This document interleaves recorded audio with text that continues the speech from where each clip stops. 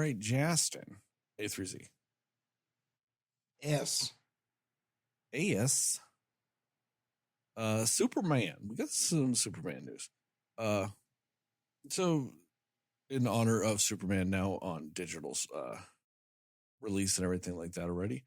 I know a lot of people were wanting to get all up in arms and be like, "Oh no, Superman's a failure because it didn't make $1 billion," and all kinds of stuff.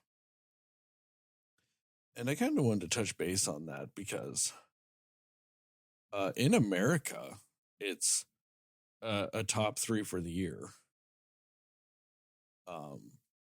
It even passed Jurassic Park in America. Now, not worldwide. Jurassic Park is very much a worldwide thing. But when it comes to what's it called? Superman, it has done close to 600 million worldwide. And when it comes to that, one of the big things that I wanted to bring up is the fact that when everybody's like, "Oh, it didn't make $700 million, so it's a failure. It didn't make $1 billion, it's a failure." No, that's just not how movie math works. Because most of the time, these people they're taking the budget, and then they're taking the marketing budget, and they're combining the two, and then they're multiplying it by the 2.5, which is wrong. So typically you just take the actual budget itself and then do it, because that is what it uses to equate for the marketing itself. And so I just wanted to kind of throw out there that at its $600 million worldwide, that is the 2.5 times the budget. Now, the budget technically is closer to 300 million, but once you discount like tax incentives and all kinds of things that these studios get, that's why the budget's roughly at 225 million. And even then, they stated they did not spend, they spent like 120 to 180 on marketing. So theoretically speaking, 400 million should be the break point, but just doing the math that we typically do, 562. And so, it's a profitable movie.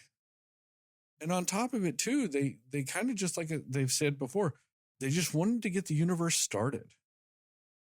That was the most important thing to them, including the digital release. This being this early for Superman actually kind of has to do with Peacemaker Season 2, because it takes place just like right after Superman. And so like James Gunn's logic was, well, if it's just in theaters, when Peacemaker Season 2 comes out, people might pass on Peacemaker Season 2 even if they liked the first season because they haven't seen Superman yet. This gives people the easiest ways to watch Superman before that show. So, it all kind of makes some sense, and it's all still kind of been relatively successful for it. So, I don't know. If you're harping on that, you're dumb. Shut up. Like, it's real funny too, because it's these people that don't ever get into the box office math of anything else. All of a sudden, they want to like jump in that realm of shit. Just shut up.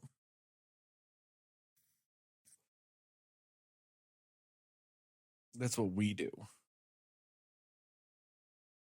But just wanted to clarify that for some people, because people be real dumb about it. Outside of that, Resident Evil news. We got some Resident Evil news. They are going to do a Resident Evil reboot. And what's his name? Is that Krieger? The Kriegler? Director of Weapons. He will be doing the reboot. And he has openly stated, much to Jastin's chagrin, Chris Redfield will not be in the reboot.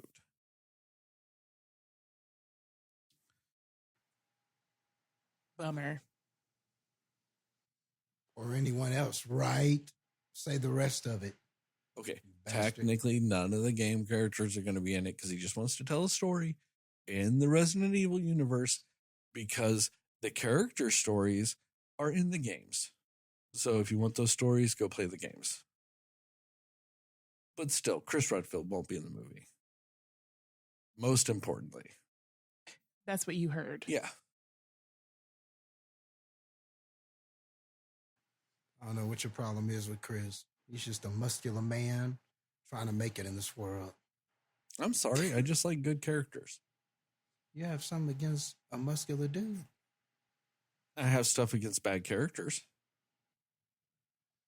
Man, Chris is a great character. Nah, he's an alcoholic son of a bitch. He cycled it.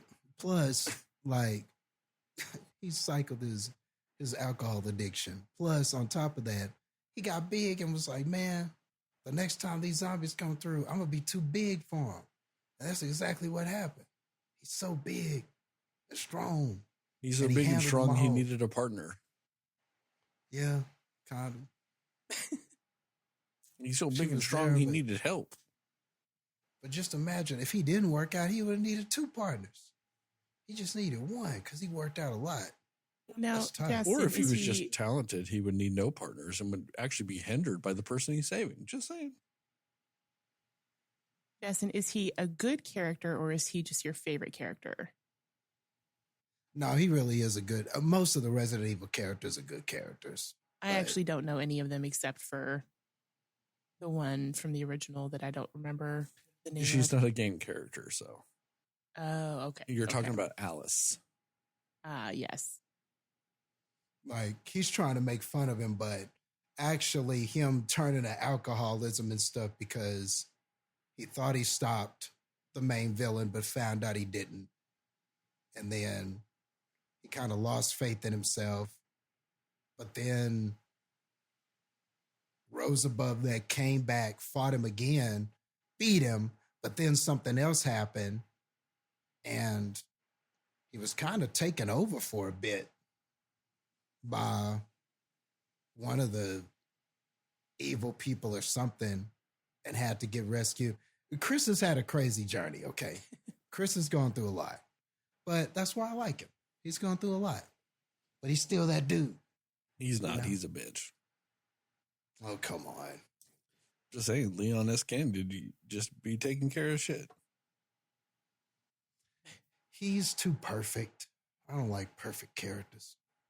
Jastin, he's not perfect. He just succeeds. He's too perfect. All he does is win. No matter what. Every time he step up in the building, everybody's in the school. What? Yeah. And they stay there. And they stay there. I'm just saying. Leon S. Kennedy just wins. Yeah, nobody likes winners anyway. It's 2025. We don't like winners. Dynasty. That's all I'm saying. He's a dynasty. All we like is failure in this day and age. And even when he was just a lowly police officer on the mean streets of Raccoon City on his first day, win. Yeah, see, I don't like how the writing just was on his nuts. First day, always great. Just great from start to finish. I mean, come on, Sterling, the writing be on his nuts, man. Jastin, quit acting like he's Wolverine. That motherfucker overcomes hardship after hardship after hardship. First day on the job, just zombie outbreak. Then he goes to an Eastern European city and has to drag around the president's daughter for half a game. Hindrance. And guess what? He does all that perfectly too. Like, that's why Zach Eggs didn't want to use him. And they try to nerf him. They try to nerf Leon S. Kennedy. And they can't. He overcomes. Just trials and tribulations. Yeah, that's why Zachary didn't want to use him either. So what? Yeah, but both in the same boat, not being used. But Capcom wants to use him in 9. So I mean, Chris Redfield ain't no Resident Evil 9. Chris will be there. No. Please? No, it's a Leon S. Kennedy game. Actually, Oh, shit. Trials and Tribulations, he's not even going to be the main character. Got to overcome being second. Trials and Tribulations, that man does. It's bullshit, dude. I don't know why you hate success, Jastin. Isn't that what the living proof is all about? Hard work leads to success. Yes. Okay, then you should love Leon SK. That's all I'm saying. He's nothing but hard work leading to success. He is. He's all right. He's all right, but No like, pun Heather, intended, the living proof. But Heather, if you met Chris, you like Chris. Duly noted. Okay. Nah, he probably does steroids. On a cycle. I do think it would be funny though to just get a soundbite of Jastin from this saying, "Nobody likes winners." Aren't you a wrestler, sir? I wouldn't do that, but it would just be funny. I'm just saying, I can get that and put it on a button. I'm just saying, people be hating Heather nowadays. Yeah, on Yeah. Leon Seems S. like, Kennedy. seems like all I see online is hate more than I do praise. Yeah. That's what you've got. You've been drinking a big old glass of haterade over there for Leon S. Kennedy. It's not haterade to say the writers just treat him too well.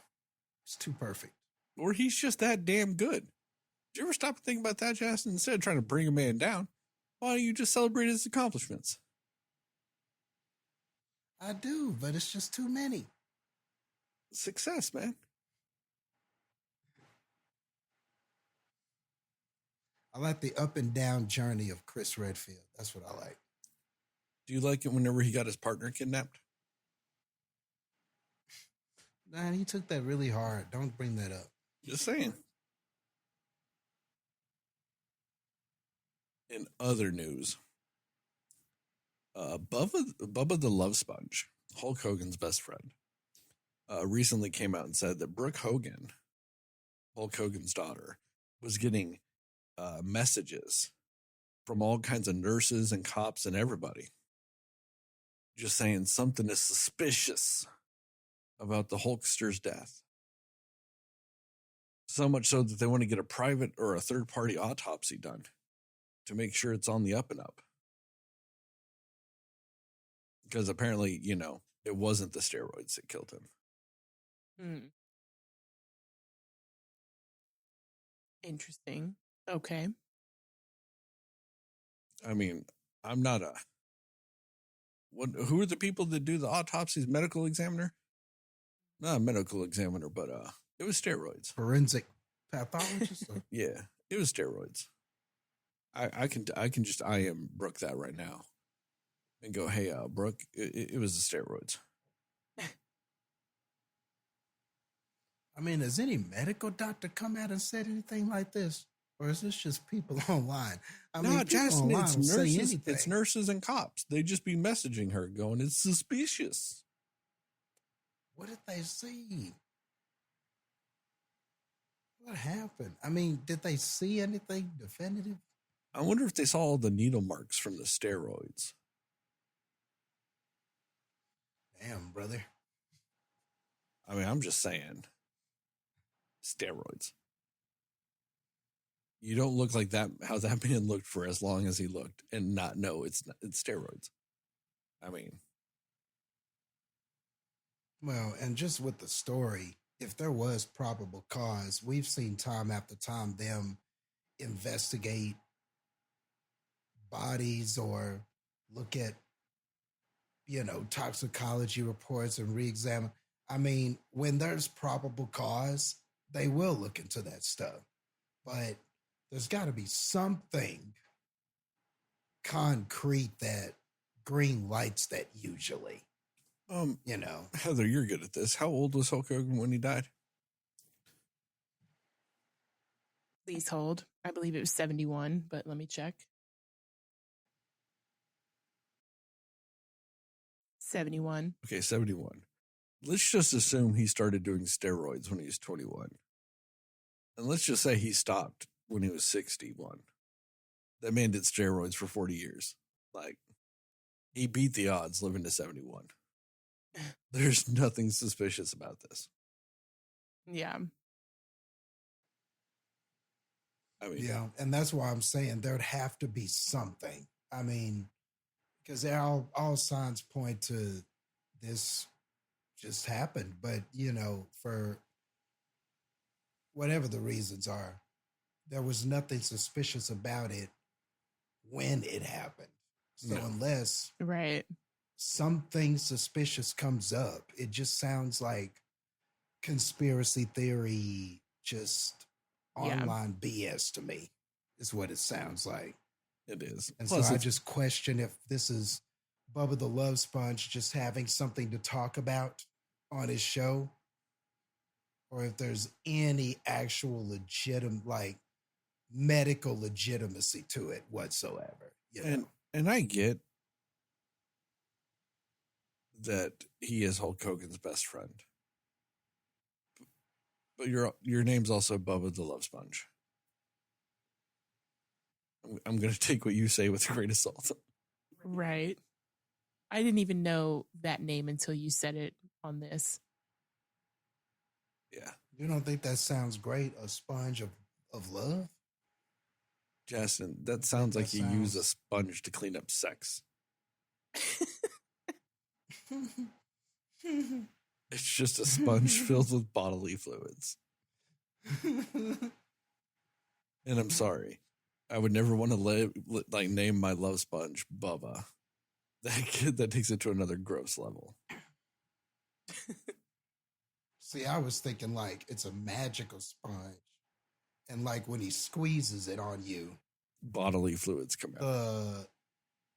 you love or something. Like it caught like the emotion of love goes into you somehow or something. Dried Blood semen sponge. comes out of it. It's squishy, but you come out going, I love people. Something like that. No. That's Jastin. not what a love sponge is. No, Jastin. It's not. I'm just saying the Well, we sponges are just for see the cleaning. world in very different ways, Sterling. I mean, I'm just more of a glass half full kind of guy, Yeah. I think a love sponge would just make you love. You think a love sponge is full of messy love fluids. Yeah. And I think that right there is the difference between you and me. Jastin, what do you use sponges for? Clean. Yeah. Not distributing. You don't distribute with them. You clean with them. The delivery of that was so funny, Jastin. I'm just saying. It was like excitement that you knew the answer, but also disdain that was the answer at the same time. And from what I've heard about some of Bubba's extracurricular proclivities, I feel like my definition of a love sponge is more accurate. Oh, so you're saying he has sexual activities? Well, he likes watching his wife do his sexual activities with other people. I.e., Hulk Hogan was one of them. But I don't want to kink shame. I don't want to, yuck his yum. I'm just saying, when you like stuff like that and you call yourself a love sponge, that's kind of what it is. I see. So we're both right. No. It does allow for other people to love. But also, there are bodily fluids involved. So therefore, this is a draw. We can now move on to the next subject. You're lucky we have a lot to cover. In another segment of Everything is Politics, Harry Potter. So, somewhat recently, Nick Frost, who will play Hagrid in the new HBO TV series of Harry Potter, when asked about what about, all the anti-trans shit J.K. Rowling is doing and all this other stuff. And he's like, well, this is for the children. Like, this isn't about her. This is about, the books and its connection to kids and, doing all that stuff instead. Which I would counter with the idea that J.K. Rowling has an organization that she is funding that is sole purpose is to make the lives of trans people hell. It's a severely anti-trans organization. All it does is support anti-trans legislation, anti-trans propaganda, anti-trans everything you could ever think of. And she has more or less stated that pretty much all the money she makes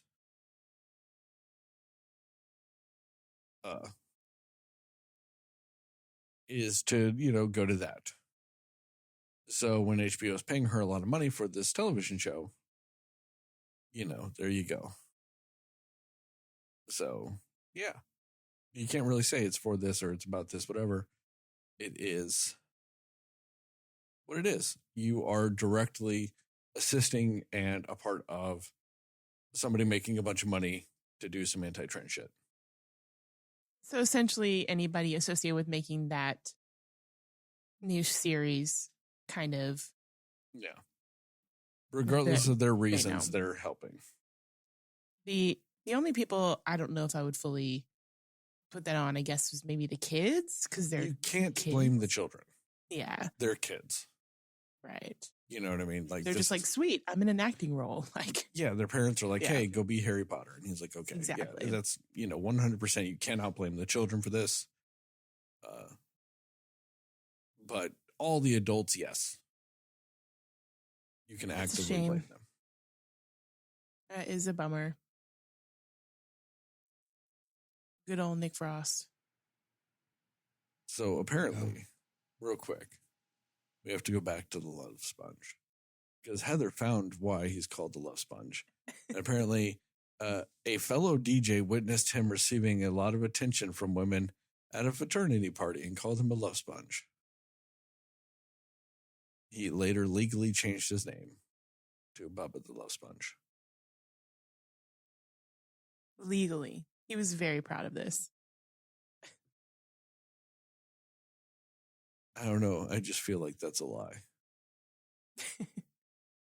That's just the party line, and so they just go with it at anytime they're asked Especially about it. Probably, if you, not to shame anybody, but if you've ever seen the man, I just don't feel like that's true.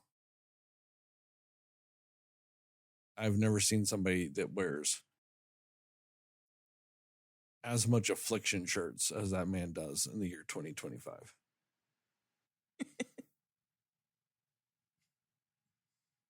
It's gross. But I don't know. We'll see. We'll do some more. I'll do some more digging on this very important topic. Yes. Dude, just be sponging, man. Dude, just be sponging that love, man. That's what I'm saying. We're saying the same thing.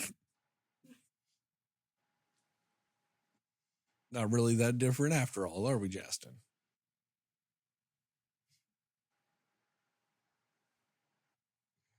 On that note, the great unifier that we have.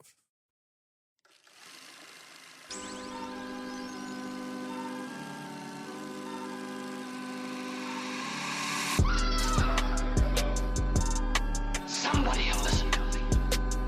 Nobody knows anything but you. All right. Are you ready? Yep. Come on. Cinema Slayers.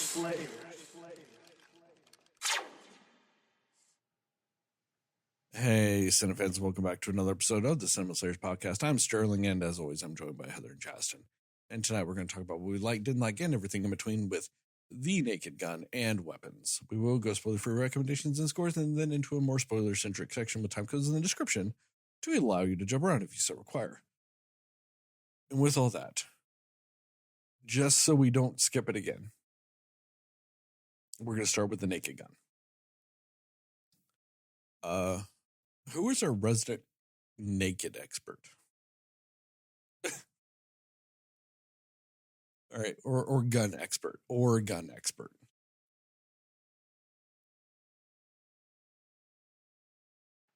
Jastin, is it you? Because you got the guns.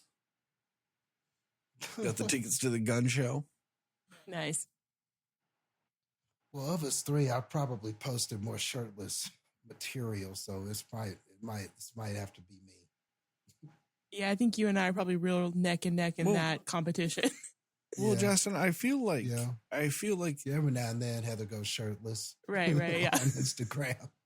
I mean, but Justin, I think that I just do it more often. it's important though that you bring that up, because I think that you do that, you really draw attention to a medical affliction that people don't think about, like people that are allergic to sleeves. It's very serious. You are the poster person for this, honestly. And I really want to commend you for bringing attention to a medical condition not too many people think about. Bringing that awareness. Having to carry that EpiPen just in case the sleeve touches you. It really must be a difficult life.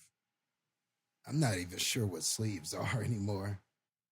Justin, Picturing one of those "the more you know" things going across the screen right now. I want to know what you actually wear to work, because I don't feel like you own sleeves.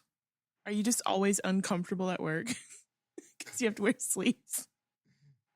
Man, I might need to figure that out because, working from home, I kind of have the luxury of not really having to worry about it. But next month, I will have to start working in an office, and I'm kind of dreading it because now you're talking polos and slacks and stuff. I mean, you're just going to be having to drink bottles of Benadryl to fight your allergies, which I'm not a fan of.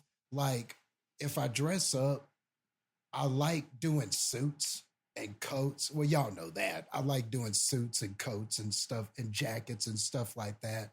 But the mid-level dressing up, like polos or slacks or just... that business casual. Yeah, the business casual, I'm not really a fan of. I guess I like them go big or go home, I don't like the middle ground. I can't really say shit considering I'm literally wearing a polo shirt right now. Yeah. Polo. Is that what you like? Do you have to wear polos to work, Sterling? Yeah. I do. I wear nothing but polos pretty much to work. But I do wear jeans. It's jeans and polos. It's my work uniform. I'm kind of at this point, I'm so used to wearing polos all the time that also now my regular clothes are a lot of polos. Yeah. That's fair. And Jastin, you have to wear polos. See, I mean, I'm kind of the same. I benefit from working from home. And it's always weird now because whenever I do have to go into the office, I'm just wearing dressy clothes feels weird at this point. For at least a everyday, going from doing it every day when I would be in the office to never unless I have to go in for something. It's just a very strange. That's something that 2020 did to us, at least to me. Just completely changed that for me. Yeah. And I don't have anything against polos and stuff. That's kind of the most versatile. It's kind of quintessential wear because it's not dressy enough to where you're overly dressy, but it's also above a t-shirt or and you're not overdoing it when you get into a dressy or button shirt or something. So it's just kind of right there. That's what it's supposed to be. It's the most mid-level wear. It's got a few buttons, but not all the way down the shirt. The collar, is a more professional looking collar, but it's shorter sleeves. So it's a little more comfortable. It's versatile in that way, but I've just always kind of been, if I'm going to dress up, I'd rather just go the whole 9 yards and do the suit tie and stuff like that. Otherwise, don't bother me. But you're allergic to mid-level sleeves. Got it. Very specific. it's either. Yeah, I know that's weird. It's either all sleeve or no sleeve. Yep. All sleeves and no sleeves. Exactly. But I better get used to it because I'll be doing the Sterling too and be doing a bunch of polos. So I picture you just actually wearing no sleeves and just painting the sleeves on instead because you would prefer it over wearing sleeves. You You remember? would. You remember back in the day in wrestling, Jastin, was the right to censor, and I want to say the Godfather would wear the dress shirt but with no sleeves. Yeah. I could see you wearing a suit of that, but you just have the jacket on over it. Yeah. So you're still And no sleeveless. sleeves. You're still sleeveless on the inside, but outside of the jacket. But you're just like, Yep. but I know I'm not got sleeves under these. You're tricking everybody. Yeah. Yep. Fooling everybody. He's so professional looking in his dressy or clothes. But if they only knew the secret that lies beneath. God forbid you like spill something on your coat. You have to just Or only have the sleeveless dress shirt on. or if you go somewhere and they're like, hey, Jastin, you want us to take your coat? You're like, no. Also, when you get to a certain point, sometimes I just look blocky in clothes, a lot of clothes. Like, I look weird sometimes in clothes. So that's another thing too. I'm very particular, and I kind of have to be about what I wear because stuff that's too loose, I don't think I look right. It's just, and maybe some of that's me, you know. Like you're used to it a certain way. So if you see yourself in something you don't normally wear, it feels weird. So Yeah, where that comes from is anybody of a bigger nature, like even if it's like you're big because like you're not necessarily in shape, or if you're big because you know you got the muscles, you end up having the same problem both ways because clothes that are off the rack never will fit you right. yep, that's true. And because off the rack clothes, even if they are for big and tall or whatever, they're still not designed for that, really. Especially like the nicer you get, like the dressier it is, the less it's meant to fit you. Yeah, And so it gets to the point to where almost everything you have to get at a certain point almost has to be tailored. yep, exactly. To fit you properly. I constantly have to alter my stuff. Yeah. Yeah. It's the same with big guys the other way. And it's just, you have to get it tailored. And that's when you can actually still look real nice because it actually fits properly the way it should and all this other stuff. And, you know, that always enhances stuff, but it really is. Dress clothes in general are not meant for any type of big people, whether it's big muscles or big other stuff. So It's true. keep that in mind. Gotta get your shit tailored. No pun intended, Jastin. Anyway, Naked Gun. Holy shit. I know, This right? poor movie. We've kicked it around so much and delayed it and delayed it and delayed it. The Naked Gun reboot. Jastin, we're going with you. Gun expert. What you got? Yeah, okay. No more tangents. Naked Gun. Well, I was rooting for this to be funny, and overall, I really thought it was funny. I thought that it was a nice, like, it was nice to sort of go back to like this very slapstick kind of over the top comedy style. And so it was nice to kind of get that. It felt nostalgic. It felt fun. But what I think the reason why the movie really succeeds is not just because it had a similar kind of comedy to the old Leslie Nielsen Naked Guns, but it really did the comedy in its own way. Like every joke that it made, definitely there are some references and homages to the old Naked Gun, but this really felt like them like doing the comedy style in their own way and having some fun with it and doing some fun jokes with it and everything. So a lot of this worked for me. I was laughing constantly in the movie theater. You know, it was ranging from chuckling to just belly laughing. And I think that like the jokes that I liked the most, like weren't even just like the bigger gags or the setup gags where a bunch of stuff is happening on screen and it's building to just one big final gag that's there to put the cherry on top of it.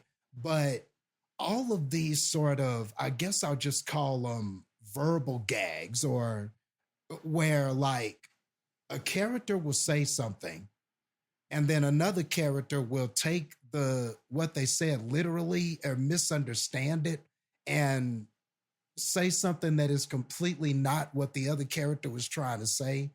And for some reason, man, anytime they did this, I just thought it was so funny. Like, one example everybody probably saw in the previews was when Liam Neeson's like telling Pamela Anderson, take a seat. And then she says, no, I have plenty of seats at home. Or she says something like that. But then at the end, when they get through talking, she's like, I think I will take that seat. And then she literally grabs the seat and walks out of the office with it. And that was in some of the previews and stuff. But that's like one that they give to you.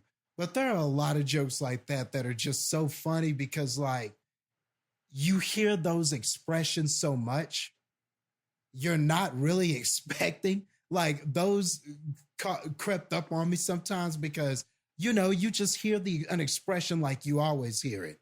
But then when the character says something that is not that expression or taking it literally or whatever it was, I just found those to be funny. And they did those constantly. So they were just kind of smart how they did them. Well, that is a harken back to the originals. And Yeah, it works. yeah. It works with Leslie Nielsen, like always, because everything's so dry, and everything is so literal. What this movie does also, and I don't care if this is a spoiler or not, that also rips off the old ones, but still does it in a way that's unique, is that the good guys are literal about everything, but the bad guys aren't. And it causes the bad guy to be confused a lot when they do stuff like that. So like the bad guy is an actual normal person and gets confused by what the good guys say. And I think Danny Houston did a very good job of that in this. And like Liam Neeson was almost perfect in being that Leslie Nielsen character with the way he delivers everything. Yeah. Man, because he's so dry throughout the movie, and the dry seriousness at which he did everything was just perfect. It was like perfect. And Pamela Anderson, she did a phenomenal job of that Priscilla Presley character. Yeah. Of being the love interest, but also being mentally the same type of thing that the Frank Drebin character is. Yeah, I call it the Amelia Bedelia effect. I don't know if you guys remember those books where like she had literal interpretations of everything said to her. Like that's exactly what this is, and it works in a movie like this where that's supposed to be the thing. You know what I mean? Like with that kind of thing, you really have to do it well and time it well and put it in the right places. So yeah, I agree. I think it does that really well. Yeah. And another thing about Pam Anderson is that like when Priscilla Presley played that character, it really kind of harkened back to an old like 1930s or 1940s actress performance with the, oh, Frank, and you're just, it's a Marilyn Monroe. It's Marilyn Monroe-ish kind of old school dame personality. And Pamela Anderson did it really well. But like, she didn't just do that though. It wasn't like an imitation of that other character. Like there were times where she would do that and she would be funny, but she definitely brought a certain energy and charisma to it. And Pamela Anderson still looks really good.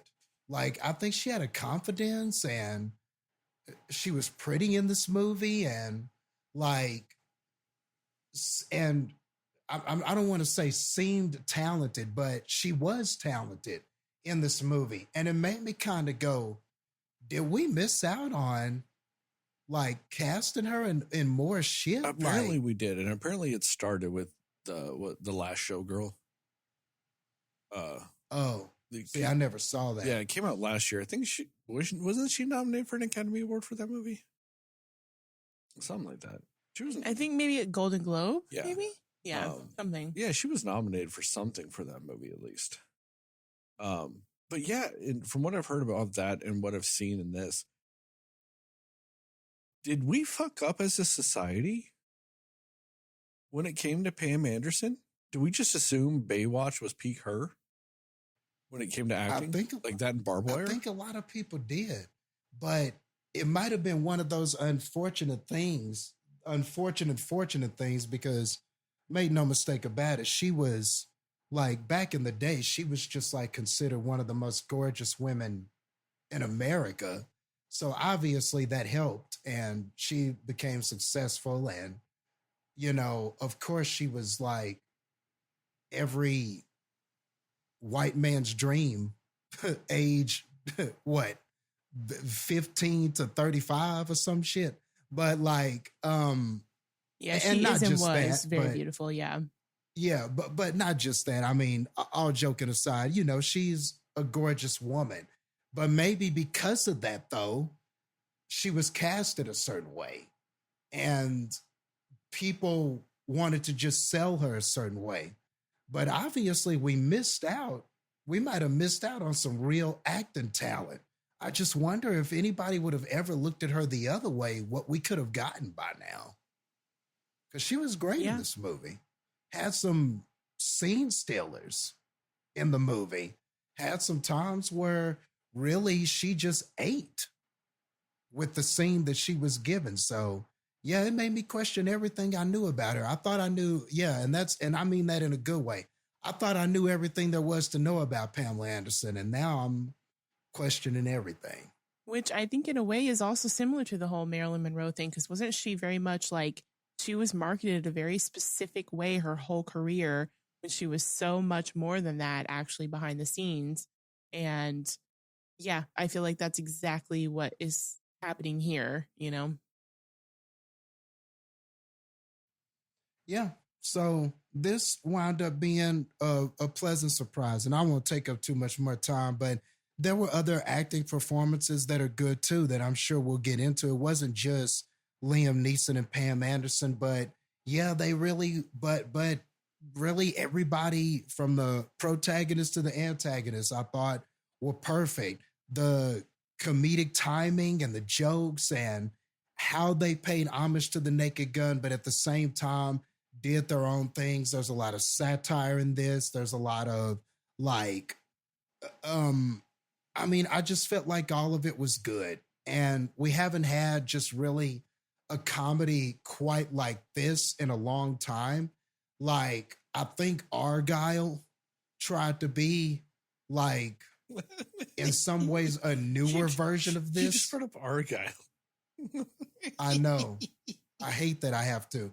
But it's the closest thing to this, right? Like a spy-ish type of comedy where they were doing meta stuff and trying to do comedy spoof, and it had some slapstick shit in it, and it had some, but it was just dumb. Like it wasn't, it was aimless and directionless and just too arrogant for its own good. So that movie could learn a lot from this movie. Like, this is how you do it. This is how you do it. You just take a simple premise, simple characters, simple plot, but you make it fun, and you just tell a good story, and you have the right casting and acting performances to go with it. So overall, this was fun. It was enjoyable, and it was very funny. More funny than I even thought it was going to be. I didn't know if something like this would work for today, but I'm glad that it did. And it seems like the reception has been positive. People like this. So I think it's really, really cool to see a 2025 Naked Gun reboot and it actually be good and live up to the legacy that was left behind by Leslie Nielsen and company. When it comes to awards, she was nominated for the SAG Best Actress and the Golden Globe Best Actress. Okay. She also, for her role in The Last Showgirl, she was nominated for a Razzie. but it was the 2025 winner of the Redeemer Award. Oh, okay. Yeah. As in somebody that did a good movie after being traditionally yeah. Okay. Okay. She won the 2025 Redeemer Award at the Razzies. Interesting. Okay. Yeah, it's just one of those things that this movie is by far probably one of the most impeccably casted movies out there. I mean, Liam Neeson just knocked it out of the park as being Leslie Nielsen, but not. Pamela Anderson was Priscilla Presley, but not. Like, and that's what I appreciated about it. There's a joke in this movie where he's talking to the picture of his dad, and he's like, I want to be you, but a more modern, like, different version of you. Like, I want to be you and do the things you did, but different. And, you know, which is just a joke as to that's the mission statement of the movie. And it succeeded for the most part. I mean, my biggest qualm with this movie, honestly, is there is a weird inconsistency between the first half of the movie and the second half of the movie. The first half of the movie, you almost can't even blink because they have gags everywhere in the background, constantly. Just gag city everywhere. And then it just stops. Like, it's just, you know, the main thing. Like, they focus on the main gag with the characters for the second half of the movie. And so it's just kind of weird that they pack so much at the beginning. And it goes for a while to then just stop. And so it's a weird, it gives a weird tone in that regard, if you will. But for the most part, I felt like it succeeded at being what it was. It was a modern version of this story or this type of movie, which is kind of what I grew up on for a lot of comedies. Like, a lot of Mel Brooks shit is this. You know, the Naked Gun movies were this. Even some of the early comedies that, like, Val Kilmer was in. What was it? What's the one where he's a spy? Oh, what is that one? And I know exactly what you're talking about, and I can't remember the name of it. It's one of Val Kilmer's early roles. Yeah. Up. Hurry up. I'm working on I'm it. stalling here. I know. Hold on. Yeah, it would definitely be one of his first things. So I got to go back. But yeah, it kind of succeeds in all of that. Top secret. That's it. Or even for me, like basketball. You know, they all kind of fit in the similar realm of some people are literal and some aren't. You know, and it's real funny because they do that in basketball too, where, you know, the bad guy is like, oh, we're gonna polish we're gonna lay some carpet. And Jenny McCarthy's like, yeah, I know how to lay some carpet. And then she's there in his office laying carpet, like actually laying carpet. And he's just like, oh yeah.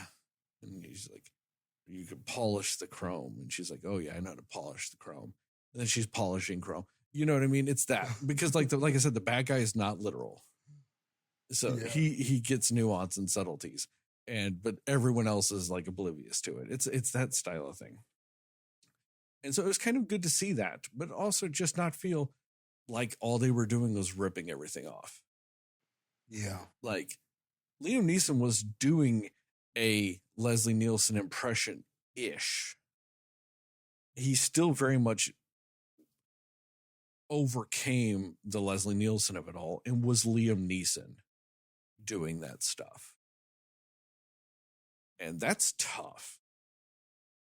Because when it comes to this type of comedy, I mean, Leslie Nielsen is the king of it. I mean, I know Jastin doesn't love it, but Dracula Dead and loving it. Oh my God.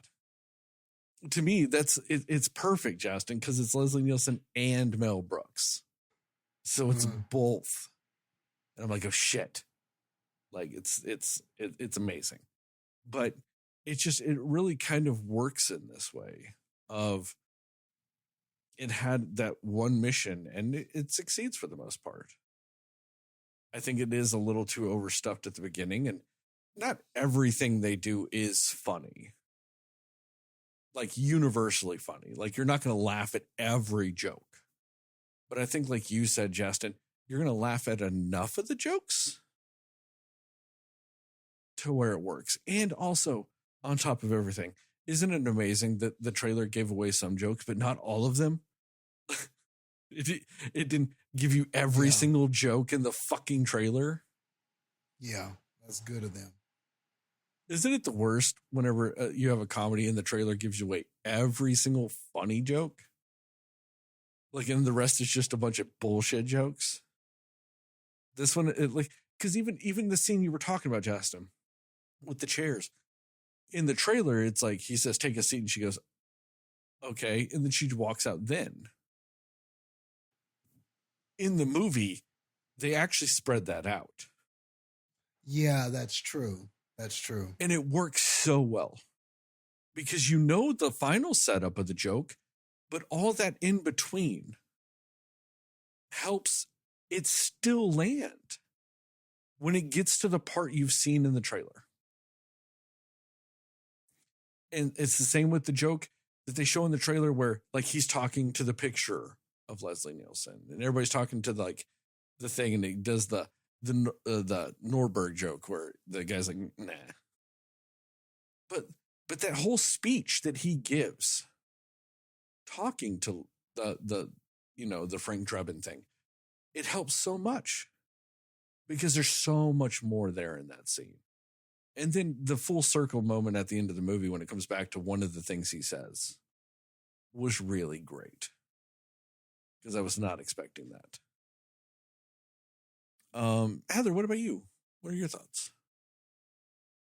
This is one of those movies that's interesting to like really give any sort of like actual criticism about, because it very well knows what it is as a movie. It does a very specific thing, and it just leans full into that. And if you're not into that thing, you're not going to get it and you're not going to like it.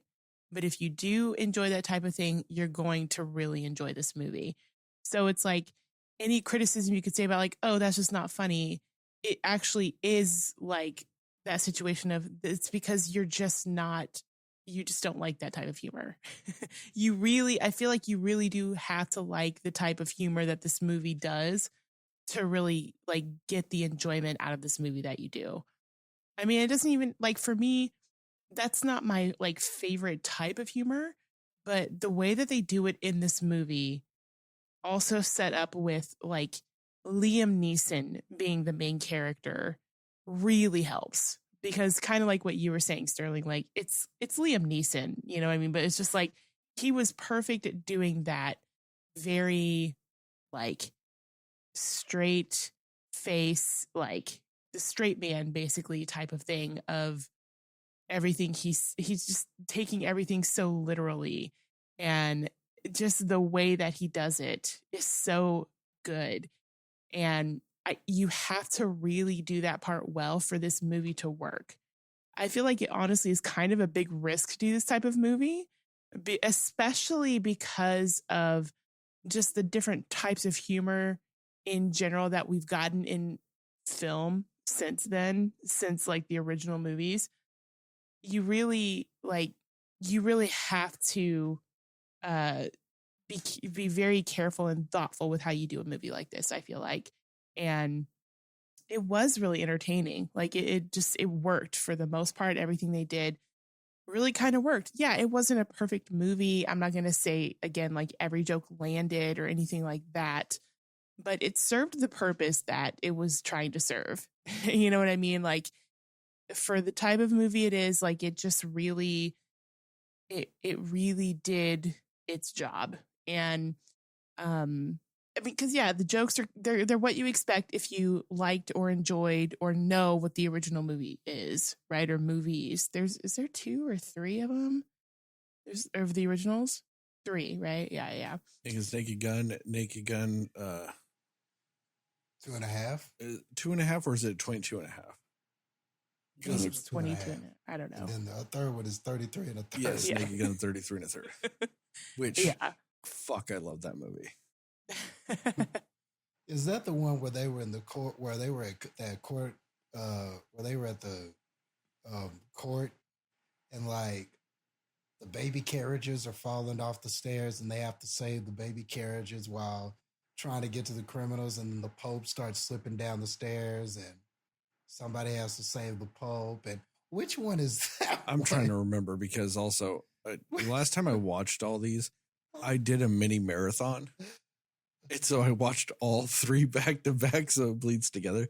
The thing, because I remember in the third one, he goes to jail. And so it might be the one you're talking about, because he goes to jail, and it's got Anna Nicole Smith in it also. But I know at the end, they're going to blow up the award show. And so he's at the award show, like the Oscars, and everybody keeps doing the whole like head slap thing, like everybody in the audience and everybody in the, and it's just like constantly doing that. Oh, I loved it. And I also remember at the very beginning, the opening sequence, when it's on the cop car, and all that stuff. It ends with a T-Rex stepping on it, because this is right after Jurassic Park, and it turns around and goes.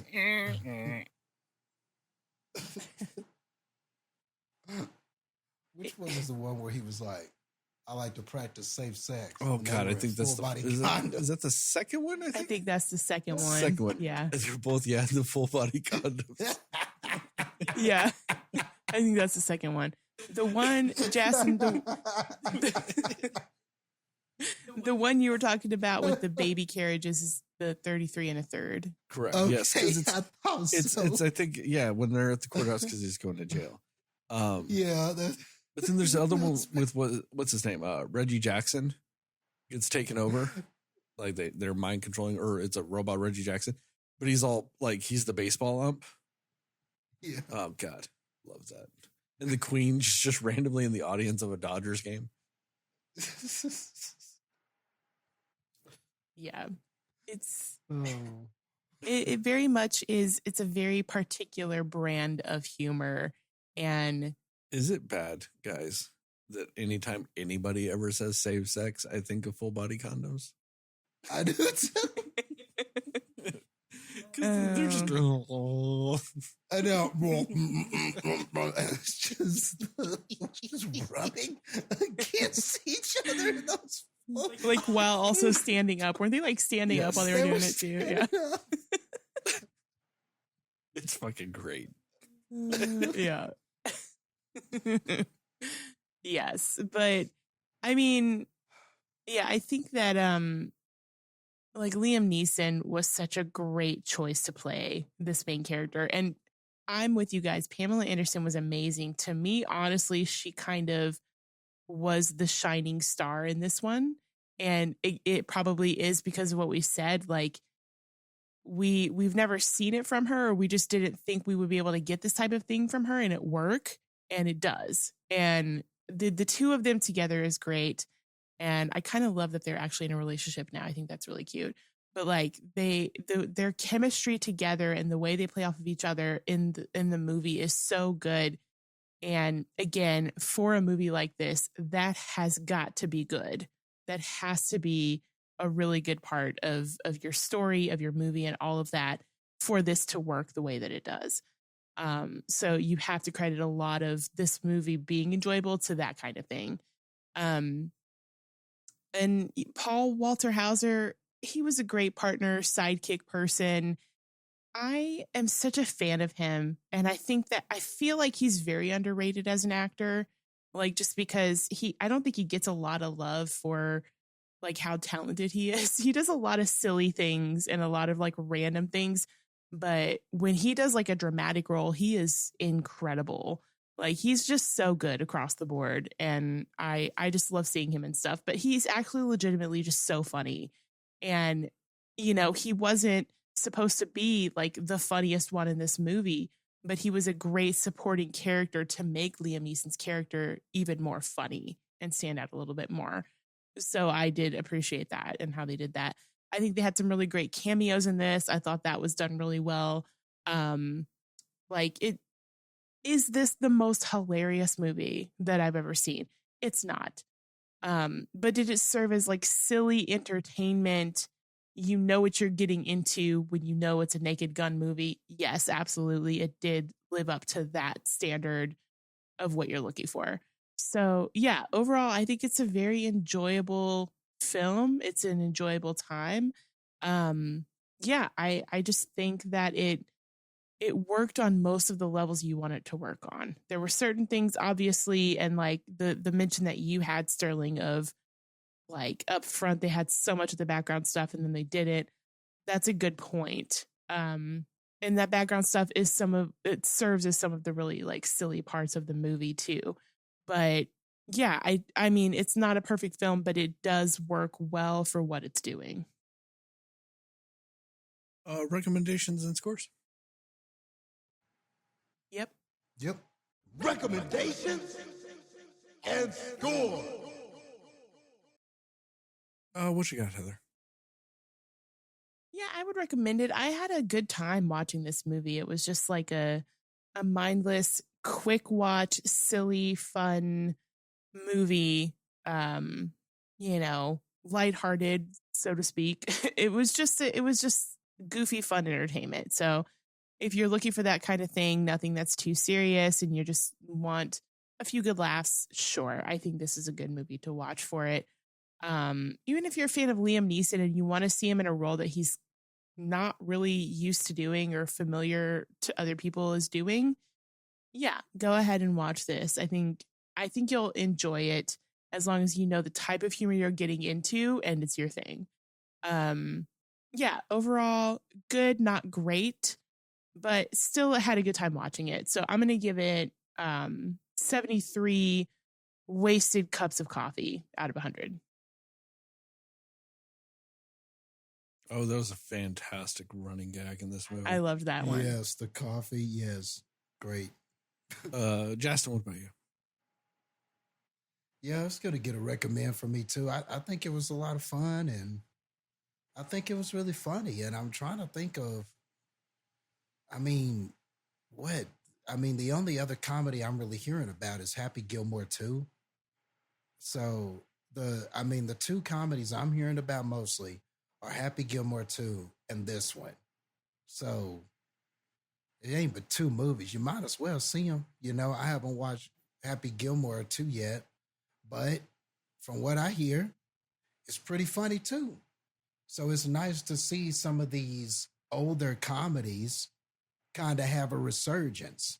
And it's been, and it's also kind of a resurgence for Pam Anderson. And, I just think that there's just a lot of positive with it. I agree. It's not necessarily a perfect movie in the way of mechanics or was everything developed perfectly and stuff like that. But that's kind of the thing about these Naked Guns, though, is that really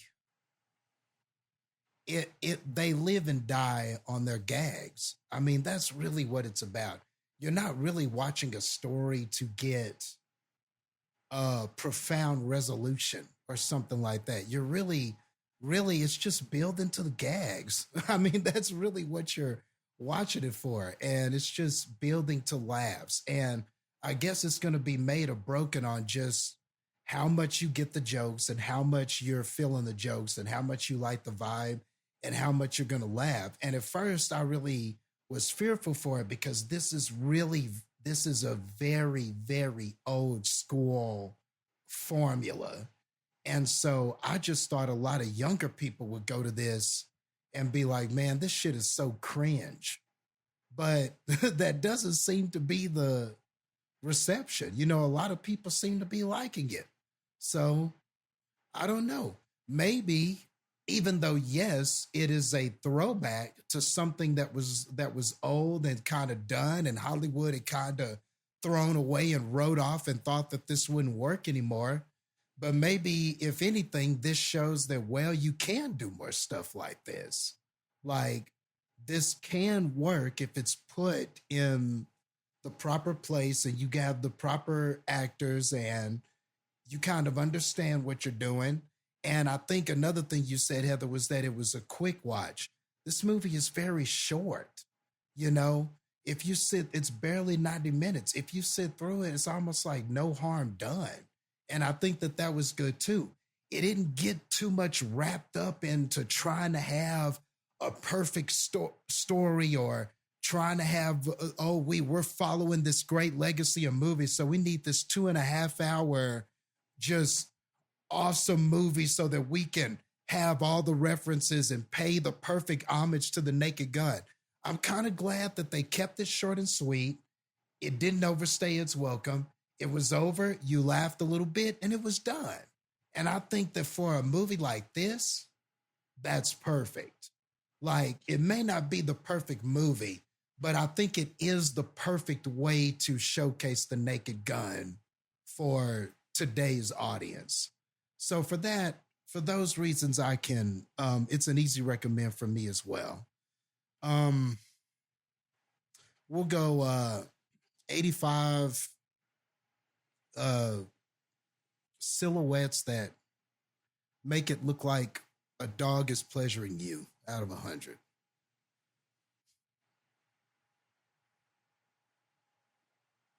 I kind of agree with you, Jastin. It's not a perfect movie, but it shows to me that there's nothing in Hollywood or that's been done in Hollywood that you can't do again. As long as the people doing it give a fuck. These people gave a fuck. True. You know, it's kind of like how they're going to do another scary movie. But the Wayans brothers are coming back for it. You're like, oh, it has a chance. Because when did those movies start really sucking? The second the Wayans brothers left. Yep. The Wayans brothers were gone. Those movies sucked. Because that was they did it. And so you take them out of it. Now the people that care are gone. You know what I mean? It's like when you get those real good Westerns now. It's because the people making it care. Westerns aren't dead. You just have to modernize it. You have to do it, but you have to care about what you're doing.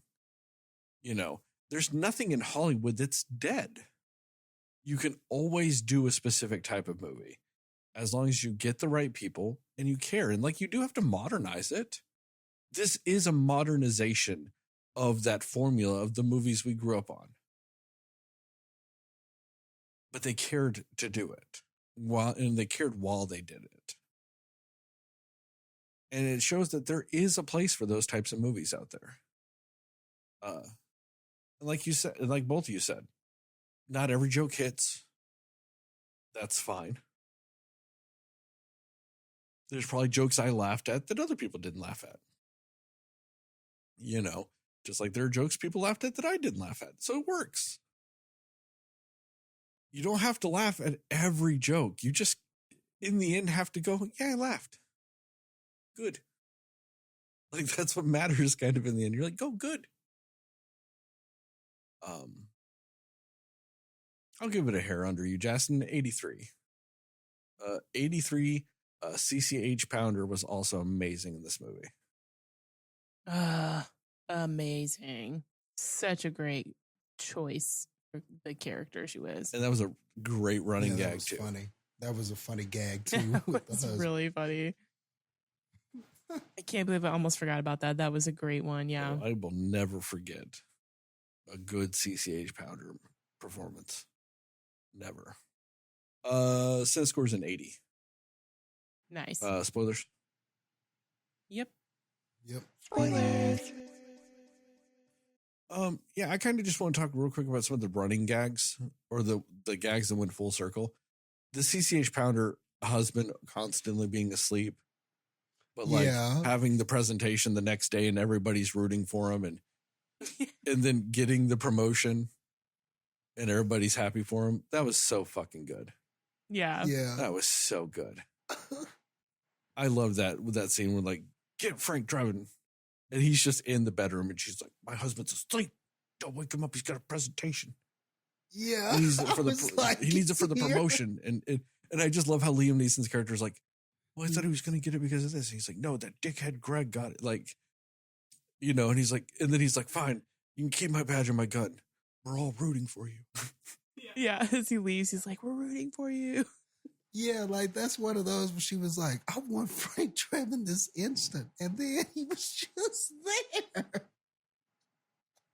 But then, like, I mean, see, it's just stuff He's like got the that. eye mask and on. it always Yeah. caught me off guard a little bit. Like, but 'cause like he was every just time you there see in the him, bedroom. every time you see him, he's just asleep though. The husband's just asleep. Yeah, Even while he's husband was walking, always just asleep. asleep. Yeah, walking and he was asleep. She brings him to the raid, and like, Yeah. like he's just asleep. He's sitting there watching television. He's asleep. Yeah, that was good. Oh, that was great. It's a great gag. I really loved the full circle thing when he's like, Dad, if you're watching out for me, maybe come back as a bird. And then just that eagle shows up. What did an eagle? An owl. An Yeah, the owl. owl shows up and just flies him across the city. And it is his dad. It It is is Frank his dad. Drebin. It's confirmed in movie that is his dad. Like, Yeah. that was really fucking funny. Like, and I'm not gonna lie, it's real stupid. I should not be laughing as much as I was at that, but it was real great. Yeah. And then I just loved those scenes with him and Danny Houston, where, like I said, he's saying stuff and it's all ridiculous, and Danny Houston's like, "What the fuck are you saying? Like, what?" But then I loved it. Like, he's a big tough guy. We got to, survival of the fittest, survival of this. We're gonna remake everything and survive and all this other stuff. And Frank Drebin punches him. What? He's like, "No, I give up. That hurt. Like, he punched me." Like, which is what all these billionaire tough guys would be like. Yeah, They're like, he just- we're the best society has to offer. But then if you hit them once, they're just like, oh. yeah, that really hurt. I just loved that. Danny Houston was a perfect person to play that role, yeah. by the way. Also, amazing Batista cameo too. Yes. Amazing. That was Oh, great. that was Batista great. cameo. And he was like, the funny thing about it too is like, he was actually like in the movie trying to like act well. And he's like, all right, guys, let's get out of here. Like, it was great. But also, like you brought up, Heather, the running gag of just constantly handing them coffee. Oh, it was so fucking good. Some of them just massive cups, like Just the insanely random cups large. changing. And I loved it how it would be like one scene they get handed and they'd walk around the corner and somebody else would hand them a coffee. Like they just throw it away and just grab a new one right then. And it just made me think about it. Like, how many cop shows do you really watch when they're just constantly walking up and handing each other coffees constantly? That's so true. Even when He he's was like driving. flying with the owl, he's getting a cup of coffee sent to him. Or yeah, like you were saying, Jack, he's just driving. It's just a hand to give him just a coffee. A hand just gives him coffee. That was a really good joke. No, I will say this. The one thing that really annoyed me in this movie is it's an annoyance of omission. You had Busta Rhymes sitting there in being interrogated, and they said, "Let's look at your rap sheet." And they did not start rapping Busta Rhymes. I thought it was going there, and I was going to make that point too. Like, I was so sure they were going to do that. It That was such pissed a me missed off. opportunity. I did too. I was expecting Buster, what it is right now. I just thought we were going to get something. And maybe And- that is the joke, that everyone expects it yeah. and you don't Yeah. get it. But fuck, I still would. Guys, you had the opportunity to have Liam Neeson rap Busta Rhymes to his face. You take Yeah. that 100 times out of 100 times. Yeah, You- he literally said, "You have quite the rap sheet." Exactly. It's right there. Anytime you have Liam Neeson rapping Busta Rhymes, you take it. Correct. I don't care what the movie is. It could be Taken 9. And they have a karaoke scene where he's rapping Busta Rhymes. You take it every time. Busta Rhymes is really great in this too. Just like, no. He just got real worried during the video. But like, yeah, that was funny. Like the whole time, it's just like, and then it has to get all the way to that one point, and it's like his face. But then, Yeah. And it's just, like I said, that was the one thing that truly kind of upset me in this movie, is you had it. It was right there, and you didn't do it. Although I do like the joke, like you were convicted of manslaughter. Yeah. Like manslaughter. He's like, oh, it must have been real funny. That's a good joke. Don't good. get me wrong. It's a good joke. But fuck, you could have had Liam Neeson rapping Busta Rhymes. Yeah. The joke afterwards, too, with the body cam footage was pretty funny, too. Yeah. Yeah. Where he's sitting there watching it, too, and he's like, oh, no, like real worried about what's happening. Yeah, don't eat it, Frank. Don't eat another one, Frank. Don't eat it. That's stupid. It's stupid chili dog shit humor. What? I'm not gonna lie. I was kind of mad that it made me laugh. Yeah, you're like, I'm better than this, but I'm not. It helps that it's Liam Neeson. It's exactly. Like, this motherfucker was Rob Roy, and I'm laughing at him doing chili dog shit jokes. Like, but what about also when they go to the cabin and they start having three-way sex with a magical fucking snowman that they have to murder? I love that. Like it really turned to a grim story. But it's also that whole thing, if I'm remembering correctly, is no words.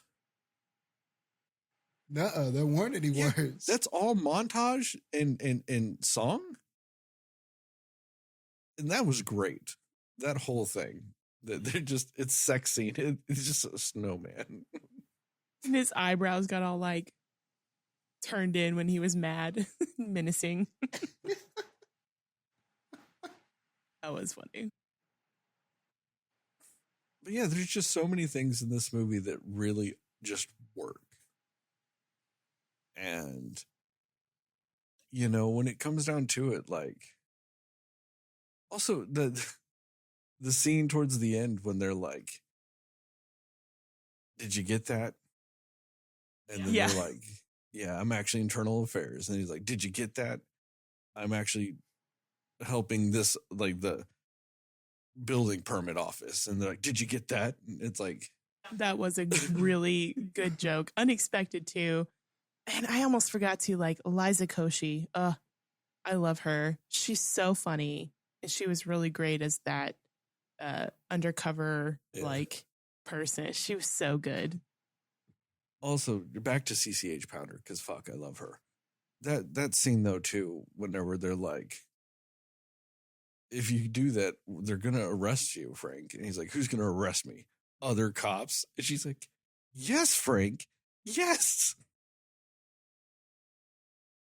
And she's just like, is he serious? Yes. She's so perfect in that role. Oh, I love CCH Pounder, especially when she's like playing a cop and she yells. Oh, it's amazing every time. Just love it. Especially like, was it The Shield? Yeah, she was on The Shield doing that. Oh, it's fucking amazing. She just has the perfect voice for that. Like, I always just feel like especially when she's yelling, I'm like, oh, she's a no nonsense fucking police captain every time. And I'm like, yeah, it just sells me every time. Like, I get it. Like, if I was a cop under her command, I'd be like, man, that's no nonsense. We just gotta buckle up. We can't disappoint Captain. Anyway, what do you guys got? Because that's the unfortunate thing about this movie is I now know, like, what can you really deep dive on? Outside of just saying your favorite jokes. It's like, yeah. And that's what I was about to say was like, I could just go over just other things that stood out to me. Like I really liked the random, like when they're walking through and the criminals' mugshots are actually just like professional photos being shot of them like they're models. Like, I don't know why that was so funny to me, but I really enjoyed that. And I loved, one of my favorite scenes was Liam Neeson just like fighting everybody while Fergalicious is playing. Like, for some reason, that was just so great. Like, I just loved, and that was kind of an ongoing joke too about like the Black Eyed Peas, and like their conversation about their knowledge of the Black Eyed Peas was really funny. And then like, I think, Didn't he know APPA?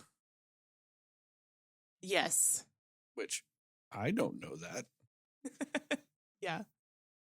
I mean, like, and my favorite, I do have to say, like, my favorite joke that they did, I think, was like when he's talking to the bartender and he's just like trying to figure out like if he knows the guy, and basically found out like he's only ever arrested like one white guy for the crimes. And he's like, oh, that guy, of course. Cause he's like, what did he say? He was like, how many like Black people have you arrested? Or, oh, he was like, there's a lot of, he was one of the guys that, you know, you went after, and like, and he was like, that's a lot of people. And he was like, well, he was a white guy. And he's like, oh, and it was just like one name. That was just probably, I think, my favorite joke. It was so well done. Well, I also like how's he doing? Yeah. Like, how is that guy? Yeah. That was just really well done. I did forget about that snowman thing until you mentioned it. I don't know why I forgot about that. That was just the most random thing in this movie. Heather, I don't know what that says about you when you don't remember some hot snowman sex. You're right. I don't know. With a snowman. How often do you see that? You don't. You're right. And then there was also the really silly joke of like, even at the very beginning with, what is his name? Kevin Durant, I think. Durant. When he's got the little thing and it says plot device on it, like when he's holding it, like, it's just stupid stuff like that. That is just, I appreciated like because again, with a movie like this, I almost feel like your like writing and timing of these jokes has to be smarter than most, because with a movie like this, where it is just super cheesy humor, you have to do it right. So I just think even the little things like that, where it just said plot device or whatever, like, it just worked, because you're just like, this is setting up something so silly, and it just worked really well. And also like a really the Dave Bautista cameo was probably my favorite cameo, but like, what was it, the 2 seconds that they actually showed Priscilla, I was like, oh, okay, didn't expect that. And then the Weird Al thing of it all, was excellent. Like, with him, like at the end of it, when he's like, why is nobody here, like, listening for my show? He had like, it sounded like they promised him that so many people were coming for this, and he's just there by himself. That was really funny. But yeah, again, this is a movie where all you can really do is just talk about, like, what your favorite jokes were. This is not that deep. So it's just, all you can do is just remind yourself of like the humor and the funny jokes that they had. Yeah, I agree. It's kind of hard to just talk about story elements, or like, it's just not really that kind of movie. So like, and we already kind of talked about some of the gags I really like. I mean, I guess just to talk about one plot element in it and the whole plot device thing. Yeah, I really like that too. That whole play on the fact that it was a plot device, and that's what we were chasing. That's what we were, because especially so many movies lately where there's a MacGuffin, or there's some item or something that drives the plot along because we have to get this item. So I thought it was great that it was called plot device. And I even kind of like this whole concept of the purpose of it was, it was a play on the whole thing of everything back then was better. But I like how this plot kind of took that to the extreme. Like, what if a villain took that to the extreme? So he was going to make everybody go back to where they were feral and like in caveman times and stuff. And then we could just hide somewhere and run it all and, run all of these people who are now back to their most primal state. So even that play on everything was better back then kind of thing, which might have been a preconceived criticism of this film, oh, the old stuff was better. I mean, how often do you hear that? Oh, the nostalgic stuff was better. So I like taking that mentality and making it a joke, but also making that kind of the basis of the villain in this movie. I thought that was actually quite clever. So even though, yes, he was a spoof of a villain and a lot of different things, I thought that just some of those elements were clever in how they did things. So even though we didn't get this like great thought-provoking villain, like Sterling said at the beginning, they gave a fuck. They tried. Obviously there was some thought put in to what they were doing. So I think all of that was good. And yeah, and even at the end, we got to see a cop car siren kind of thing at the end, which,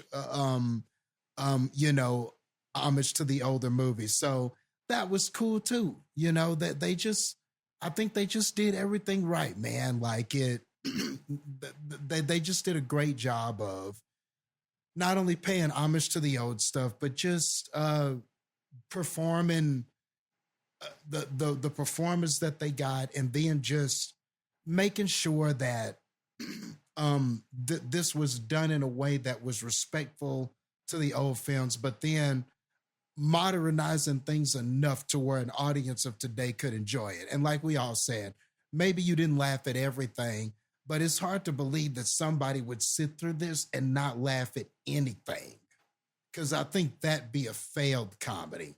But this one, you just don't really feel that. You don't really think that way. Like, I'm sure there'll be bits and bits and jokes that just about everybody will take from this. And even if it's different things, it's hard to imagine something not landing with most people. So all in all, very enjoyable. All right, fair enough. Anything else? You got anything else? That's it. Just that I wish that the son of the OJ character would have been a more prominent character. That's fair. That could have been a lot of really funny jokes with that, but yeah. I agree with that. But it was a good joke still, nonetheless. All right. Next movie? Let's go. Yes. Once again, spoiler-free recommendations and scores and then spoilers, time codes, all that. We're going to talk about weapons. I don't know. I kind of feel bad because we were talking about guns and Jastin was an expert in weapons. Guns are weapons, man. Jastin, oh no.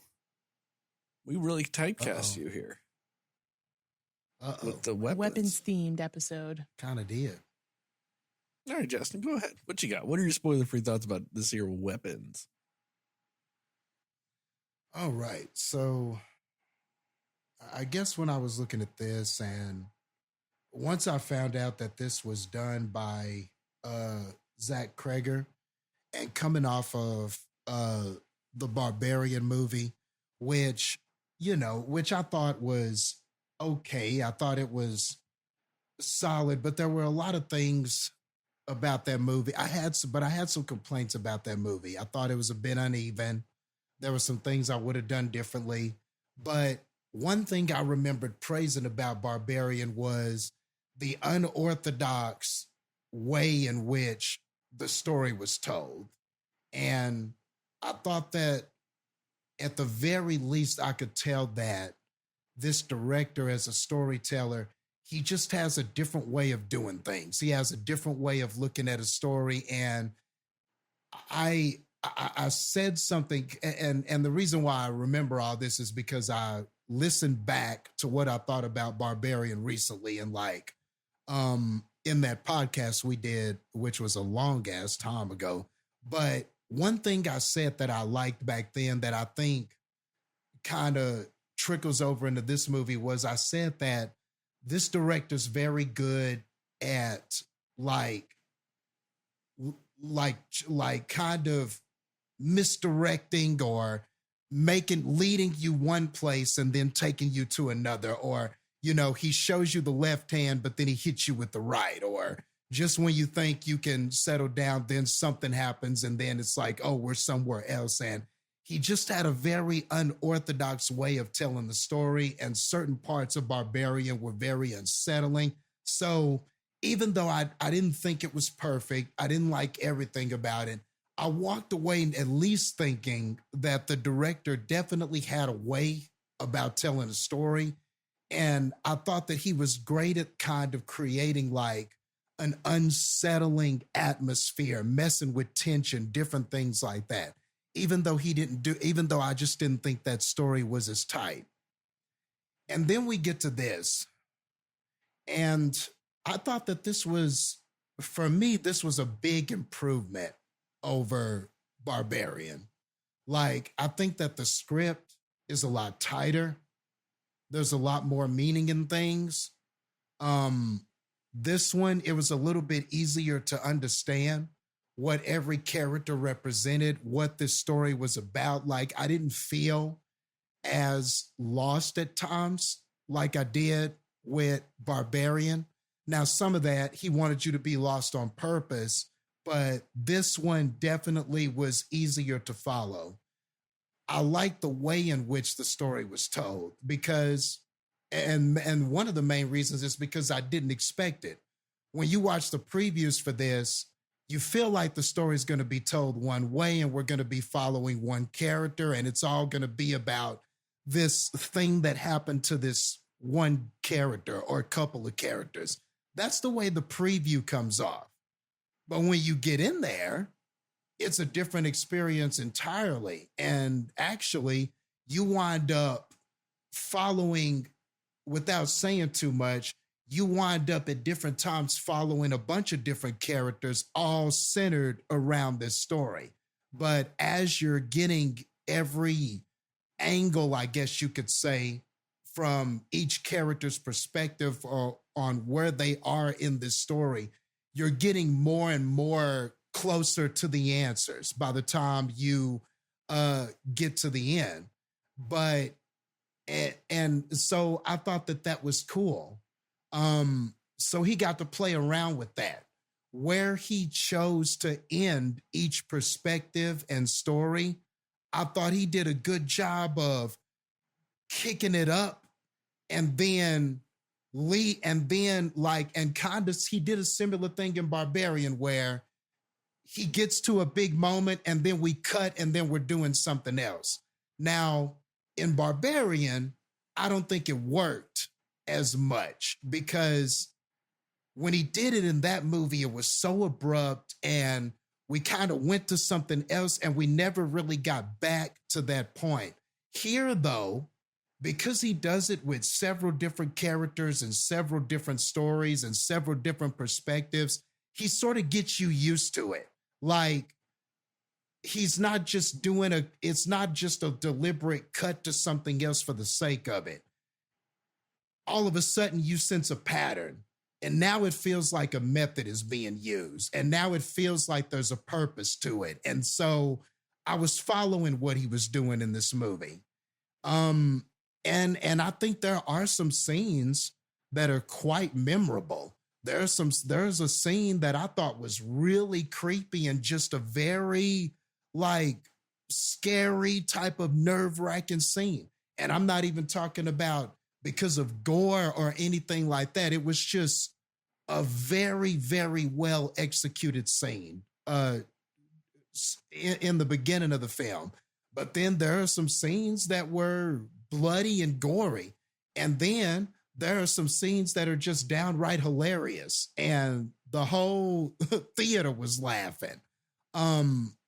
And I don't know, I felt like even though that's a lot of different things to feel in what is a horror movie, but it's a horror movie that mixes a lot of different things. Sometimes this is like tension filled.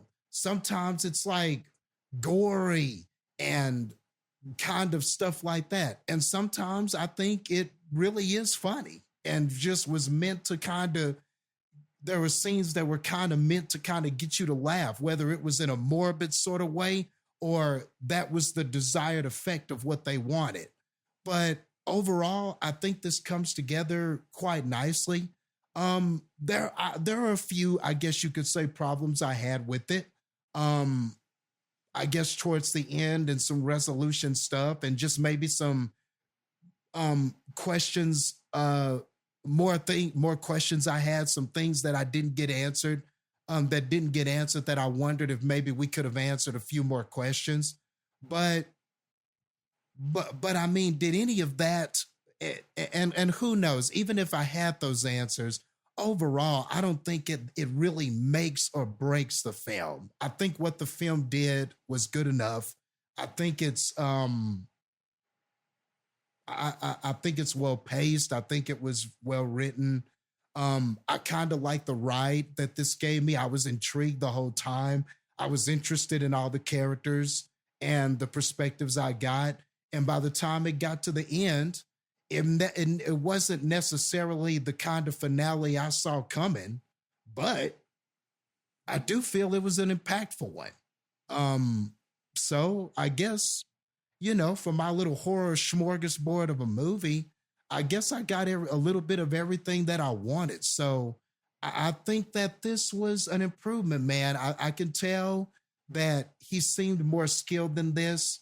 The acting performances are really good. I really like Josh Brolin in this. I really liked, oh my gosh, Julia Gardner in this. I don't want to forget anybody's name. And also, oh my gosh, who plays Gladys? What was her name? Amy Madigan. I thought she was great too. I thought she was really good in this. And you also had Han Solo as the cop. Yep. Baby Han. Yep, Baby Han. Mr. Paul.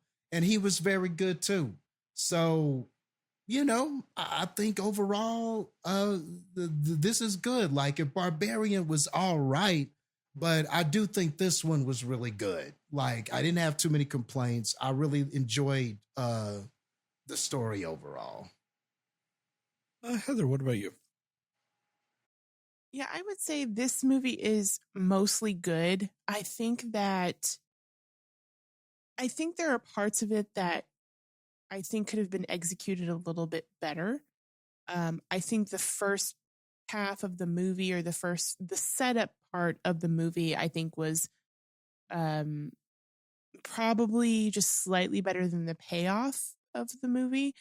But that's not to say that, I was just like, well, this was a completely dumb ending or something like that, because I didn't feel that way.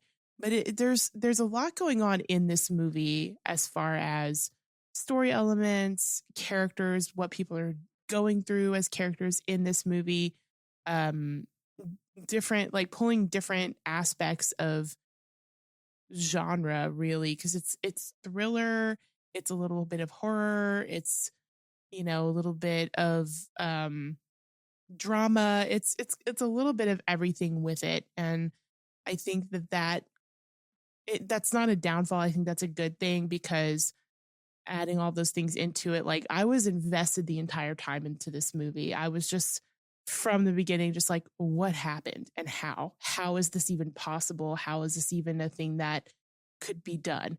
And just the entire setup and the premise of this movie, even from the trailer, I was like, this looks so good and so crazy. But like, again, similar to what you said, this was a very unexpected movie. Like, the movie that I saw is not the movie that I was expecting to see.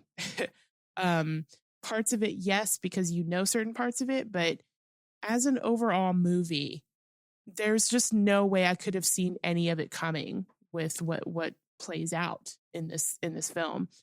And I think that's a good thing because it kept the suspense going, and it really does kind of like till the very end, you're just kind of like, oh, okay, that's what's going on. Oh, that's how we fix this thing.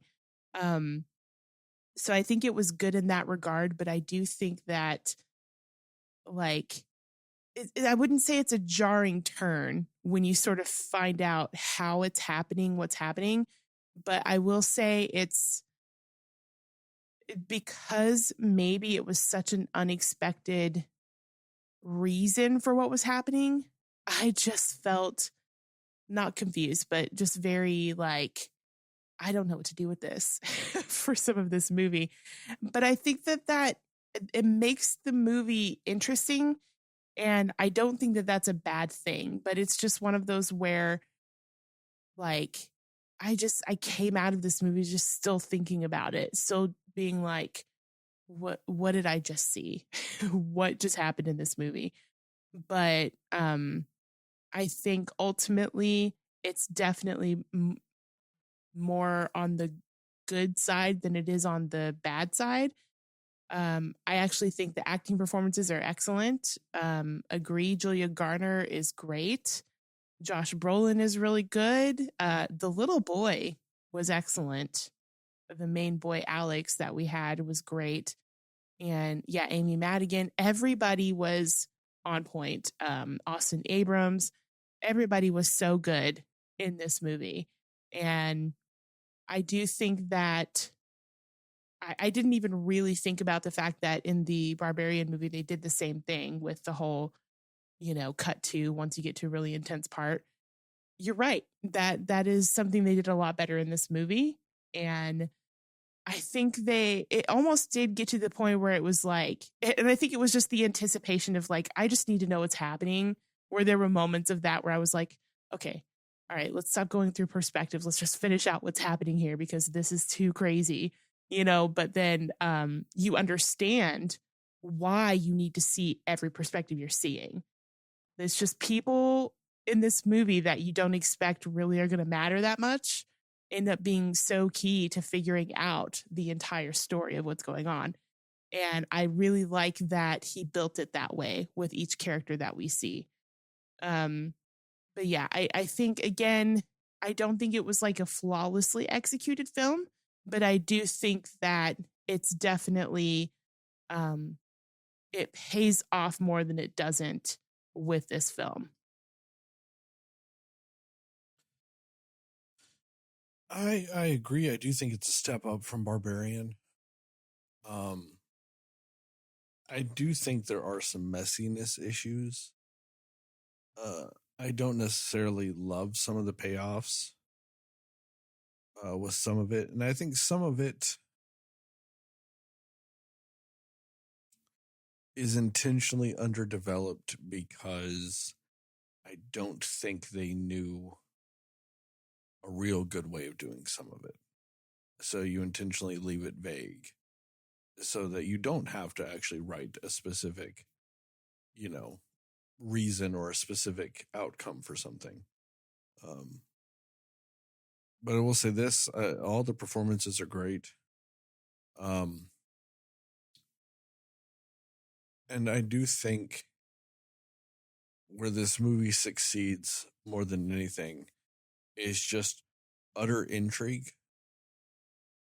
Like, you watch the trailer, you'll have no fucking clue what's going on. You'll watch the movie, and at times you'll still have no fucking clue what's going on. But it keeps you engaged. Up until the end of the movie, you are engaged. I don't want to say you're on the edge of your seat, but like you're fully there.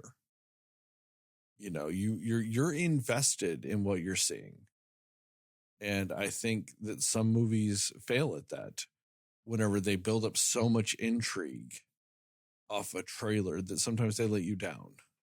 And I can't necessarily say this movie did that because I might not like everything in the end, the outcomes of some of the stuff. But like I said, up until the credits hit, I was fully invested the whole movie. And that's just more than a lot of movies can actually say.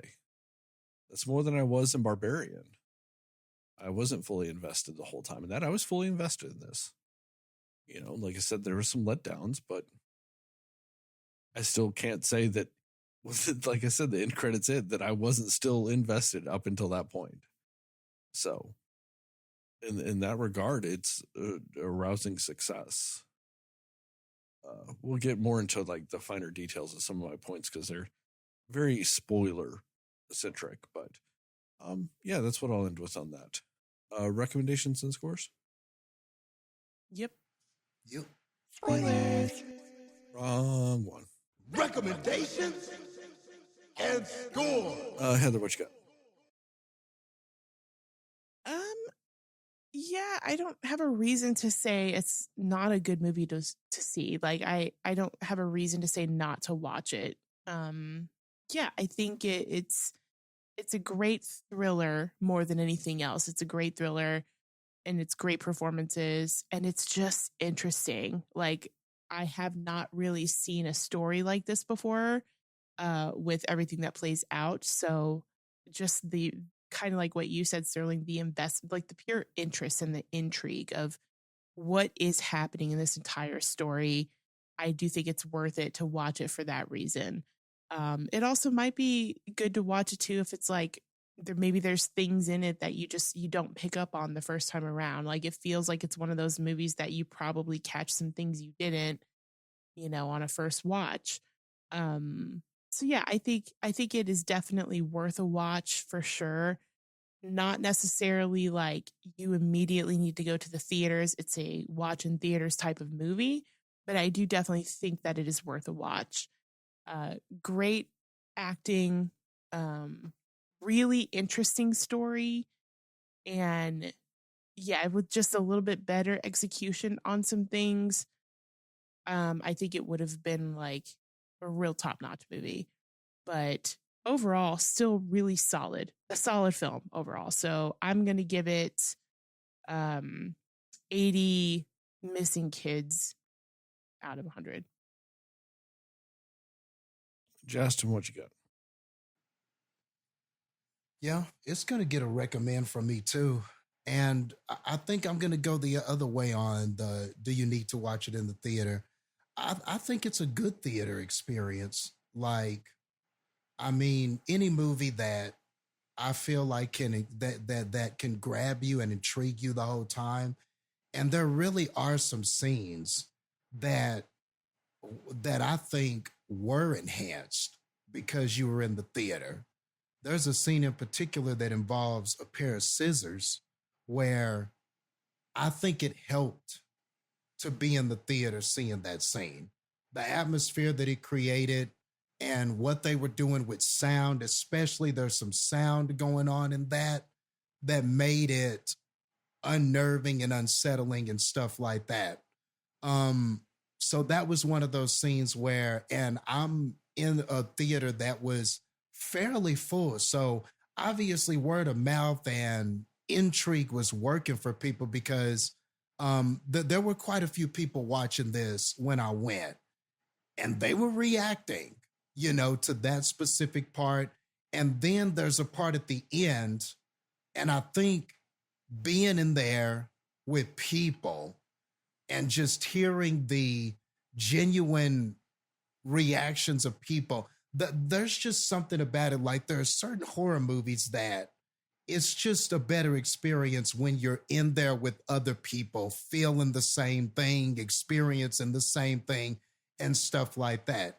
And I think that this is a director, like this is a storyteller where he's so good at like dangling that carrot in front of you. And he's so good at the misdirect and intriguing you and pulling you and taking you here and there on the story. And he's got just such an unorthodox way that he's telling a story. I just feel like because of his creativity and what he was able to do with this, I think it's a better experience in the theater than it would be at home. But, that's just me. I mean, obviously, nobody has to watch any movie in the theater, but I think this is one where, it helped. I thought it helped the experience. Just because I think the sound really came into play to help build tension and things like that. And not only just that scene with the scissors, but there's a later scene where I won't say too much, but somebody is getting murked. And I think the sound editing and the the thudding and the sounds that you're hearing helped with help that scene be more visceral. So I don't know. I think I'm gonna go the other way and say this was a good theater experience. And if you can catch it in theaters, you should. You know, if you miss it and wind up watching it at home, okay. But I think the experience is better in the theater.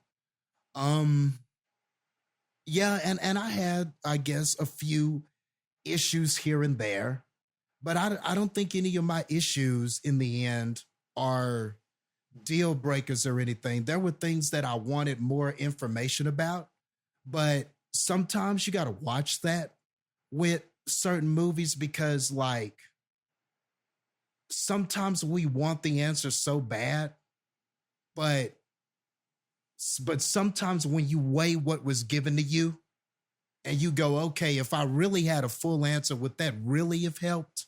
Like, would it really have put this over the top if I just got one more thing? You know, if I knew this person's family background beforehand, would that really have just made this that much better? So sometimes we got to watch with the answers. You know, a lot of horror movies are built on the mysteriousness of a character. There's a lot of horror movies where we don't know everything about the character, and part of the mysteriousness of it helps the movie work. You know what I mean? So I think it's a slippery slope. Sometimes things need more explanations because they're not explaining anything. But this is kind of one of those rare occasions where enough is given to you to where I don't think you needed too much more. Maybe me just selfishly, I just wanted a little more because that's the way I am. But I don't think it was a lack of ability or storytelling or that they didn't give me enough, because I do think they give you enough to at least understand every character here. You know, every character ties back to the stages of grief. Every character ties back to this whole cautionary tale about overconsumption and all of this shit. So I think that's done well enough to where, for the most part, this is like really, really good. You know, if I had any complaints, they're mostly nitpicks, but I think this is like a really good movie. So with that being said, we'll go. I'm a little higher, I guess. I'll go. I thought it was really, really good. I think it's very good. I'll go. Uh, we'll go 92. Um,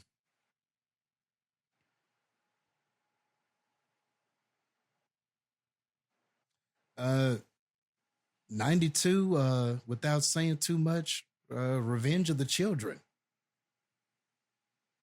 out of 100. I'm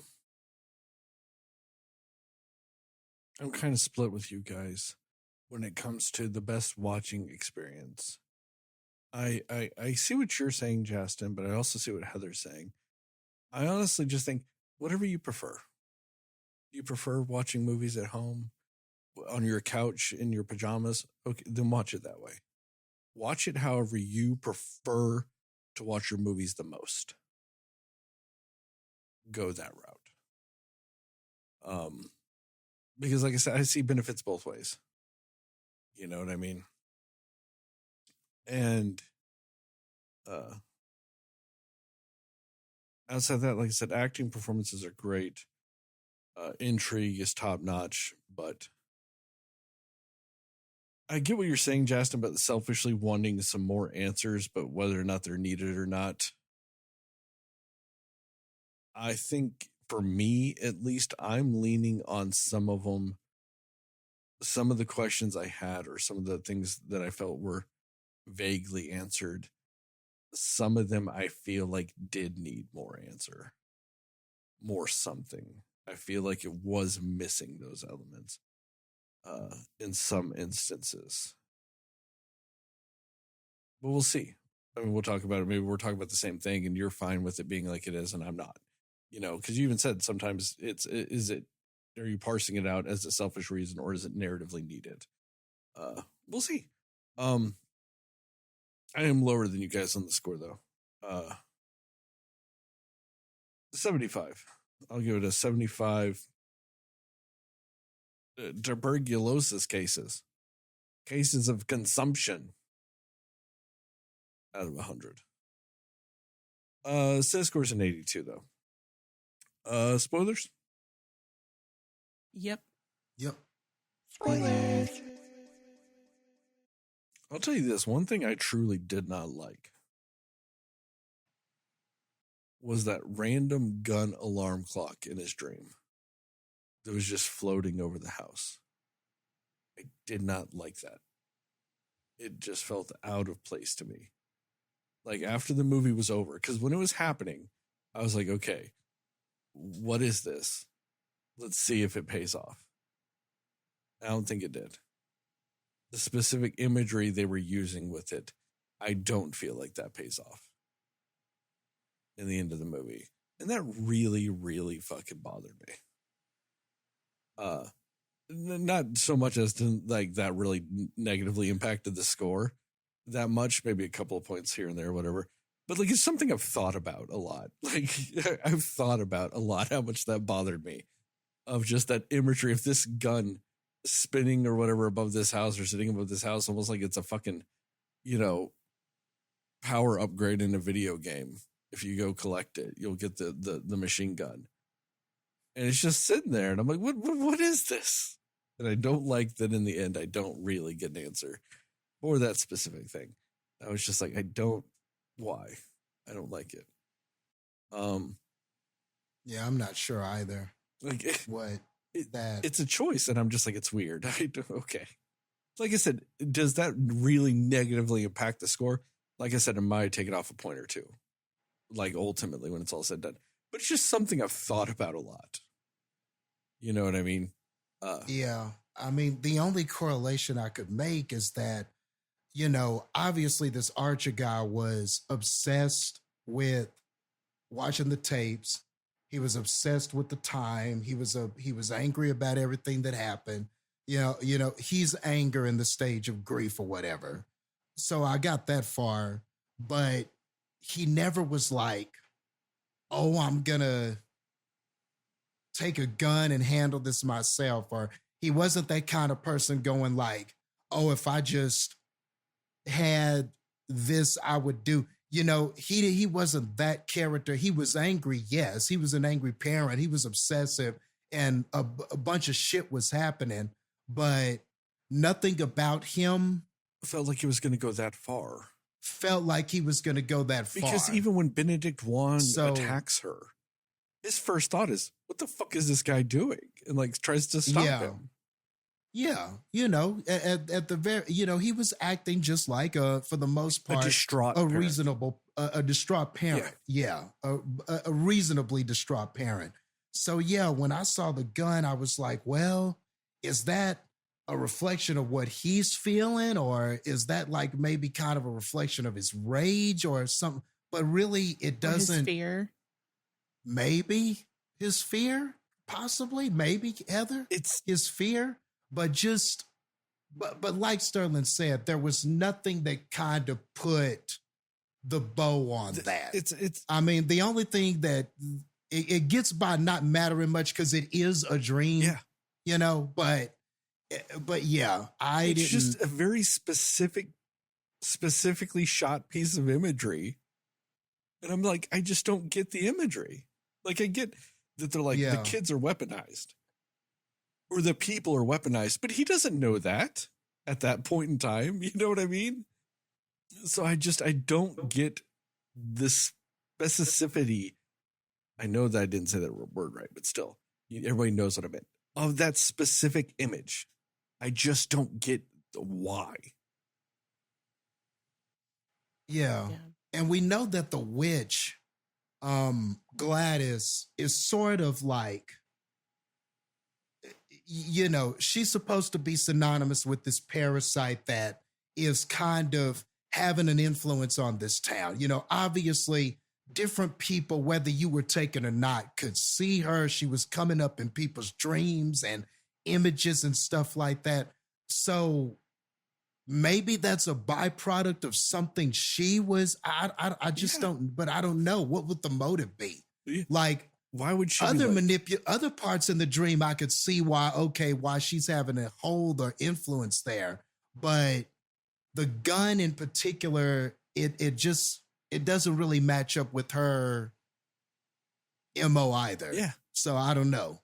I will say one thing I absolutely loved about Gladys is it shows that she's obviously a witch that's been around for a while, because her default as to why the parents can't do anything at one point she said a stroke, but nothing. She was like, they have the consumption. They have tuberculosis. I'm like, is this the fucking Oregon Trail? Like, I loved that. I'm not gonna lie. I loved that part of it. That was great. Because I'm not gonna lie, I giggled when she was like, they've got consumption. They've got tuberculosis. I giggled because it's absurd. And I know that that's part of the point, but I did laugh at that scene. I thought that was actually very funny.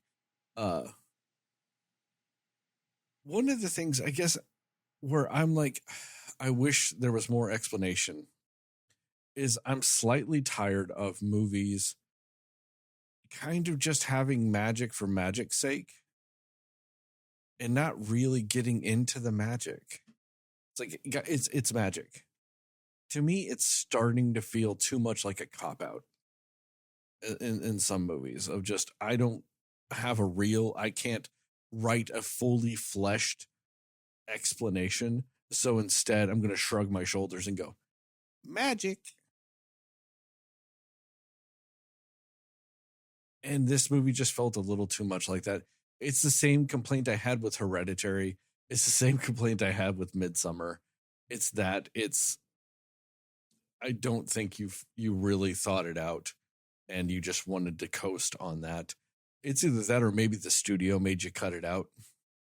I can maybe hope for that maybe the studio was just like, oh, it's too much. Just say magic and cut 20 minutes off the movie. You know what I mean? That is also a possibility. I'm just saying, final product, it feels like a cop-out when it's magic. You know what I mean? Like, I just wish there was some more in-depthness with it. Like, magic always typically has something else tied to it. Like, is there a cost of using this magic? Is there this? Is there that? You know what I mean? Like, just more of a lore type of thing. I want more of that. Just those types of things. I feel would have enhanced the movie if you had put that in there, because it's not that the movie doesn't work without it. It technically does. You get from A to B, you know what I mean? You get there. It's just, was it as enjoyable of a journey as it could have been? And to me, it wasn't without those types of things. And one thing to me, and this is why I did take off a decent amount of points, I don't appreciate that the movie lies to you. The movie at the beginning specifically says the kids don't come back. Told from because the narrator's in the future. The narrator is telling you a story that happened. And she specifically says the kids don't come back. Mm. And I don't appreciate that they do. When you tell me they don't. That was disingenuous to me. And like I said, the movie lied to me, and I don't like that. It's a big problem I have with movies like this, like movies that have an air of mystery to them. I don't like it. I don't like it when you lie to me. And this movie did to me. And I don't appreciate it. And that really did, like I said, that little aspect of it, really, I took off a lot of points for that. That's probably 15 points right there. because it does piss me off when movies do that. Jastin, what about you? Cool. So I think just the way that he structured this movie, I think was just a lot better than Barbarian. Like, what I liked was at the beginning, he kind of sets it up right away because we hear the voice narration of the kid. And it's interesting that when you heard the "they never came back" line, you took that as a lie. I guess I took it as the kids were never the same again. I think that works when you think of it that way, because later in the narration, when they do come back, yeah, they're back physically, but like he said, you know, some of them even began to talk again. The way it came off to me was those kids were never the same again after that whole experience, because this Gladys person was literally consuming them. So I took it as, yeah, they never came back, but like they were never the same again. Those kids were never the same. So that's how, so I just took it differently. And that's fair. It's just, to me, then I would have worded it different. You know what I mean? Maybe been a little bit more coy or something instead. Because to me, just saying they never came back is, to me, I take that as a definitive statement. You know what I mean? That phrasing to me sounds definitive. Instead or of, even if they had at the end of it, like, said the narration again and expanded on it with like they never came back, at least not emotionally or something, or at least not mentally. Yeah, maybe that would have changed it a little for me if they literally started from that point of the narration again and just expanded a little bit, showing that was the correlation to why they said that. Like I said, maybe it's just literally the way it's phrased is just, like I said, to me is a definitive statement, not an interpretive or open-ended. You know what I mean? It's just, they never came back. I think it's probably the word never that kills me, because never is a very definitive thing, you know? And I think that aspect of it, like I said, whenever the kids are all at the end and like Josh Brolin gets his kid back and everybody's like, yeah, you know, they weren't the same, but like, I was like, but wait, you said they never came back. They're all there. They're all in they're all standing in the yard. What do you mean they never came back? They're in the yard. Or like they never came back, at least not really, or something, you know? Yeah, I get what you mean. Yeah. And also, this is a kid telling this story. So there are parts where, because the kid doesn't really know, like the kid, like the kid was explaining the parent teacher meeting is like, I guess they all go there to be sad or something, you know, like also this was a kid describing this.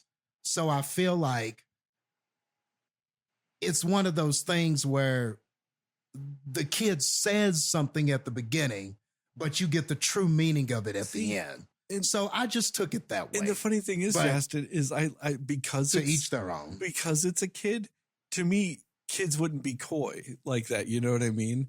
Like a kid wouldn't be like well, they never came back, so I'm using that as a metaphor for they were never the same again. Like, to me, if a kid says they never came back, they never, you know what I mean? I would take a kid as a more literal thing than sometimes figurative. So I think it's funny that, because like it's the type of thing, like you said, you look at the kid as a more unreliable narrator.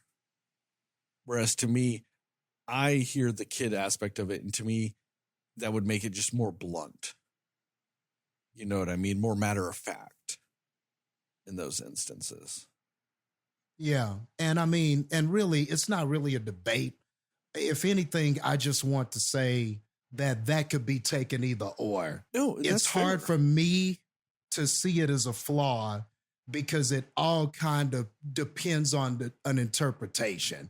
But I think when you look at the film beginning to the end, definitively, those kids were not the same, even though they were physically back. So it tracks for me. And that's fair. I feel like. And it's just one of those things that, once again, because unless a movie specifically tells you something outright, it is all interpretive. Like, unless the movie specifically says what it is or what they meant by this line, it is interpretive. So it is very easily for me to take it one way and you to take it another. And because of what it is, it can drastically affect things. Because we just literally see it, that specific thing differently. And like I said, for me, it tapped into something that I truly hate in movies. Like, it's something that I hate that these things do sometimes. And so because it ended up making me feel that way, tapping into that aspect of it, that's why it would affect me more. Because remember, like, when we did, I Know You Did last summer, I was like, the movie fucking lies to you constantly. Like, and I hate that. Like, it drastically affected how I, like, looked at that movie. When it gets to the end and like, oh, look at the twist. I'm like, then why did you fucking lie to me all movie? Like, you know what I mean? So, like, it does, like I said, tapping into that aspect of something I hate, like I said, does cause that. It does help cause, like I said, a gigantic difference in our scores. Because like I said, that was about a 15 point, like, if I'm putting points on that almost is the difference of our scores completely. How I took that phrase in that scene versus how you took it. And what it tapped into what I hate in movies, specifically. Cool. But yeah, just wanted to throw that out there because I just saw it as that and went, okay, that's what the kid meant. You know, that was as far as I went with it. So it's just interesting how different people see different things. But back to that narration, like he says that, and you're in there with all of these adults and everything. And the first guy's talking, and he's talking about like the dangers of judging your grief and that, you know, sometimes anger can be an ally in this grief cycle and everything like that. So the movie kind of gives you right away that this thing is about grief.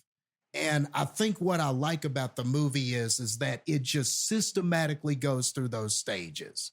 You know, Justine is denial, Archer is anger, Paul, the cop, is bargaining, et cetera, et cetera, et cetera. And that's sort of how the movie plays out. So I like that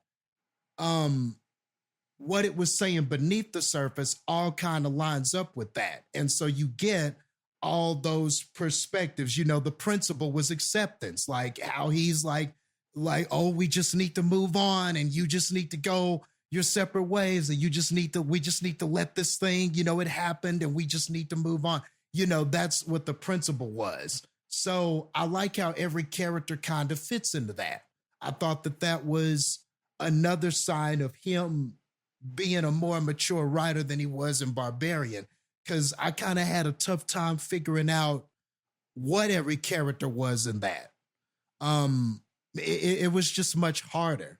So this one, it felt a lot easier.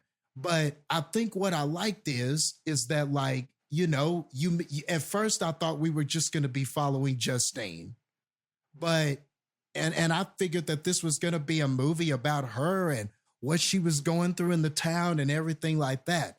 So starting with her, her perspective is what I thought the whole movie was going to be, and her kind of unraveling this and figuring this out and everything. So it was also very smart to start with her, because you think you know where the movie's going. But then as you're getting all of these other perspectives and, getting all these other stories, like, I just like how it's giving you bits and pieces each time.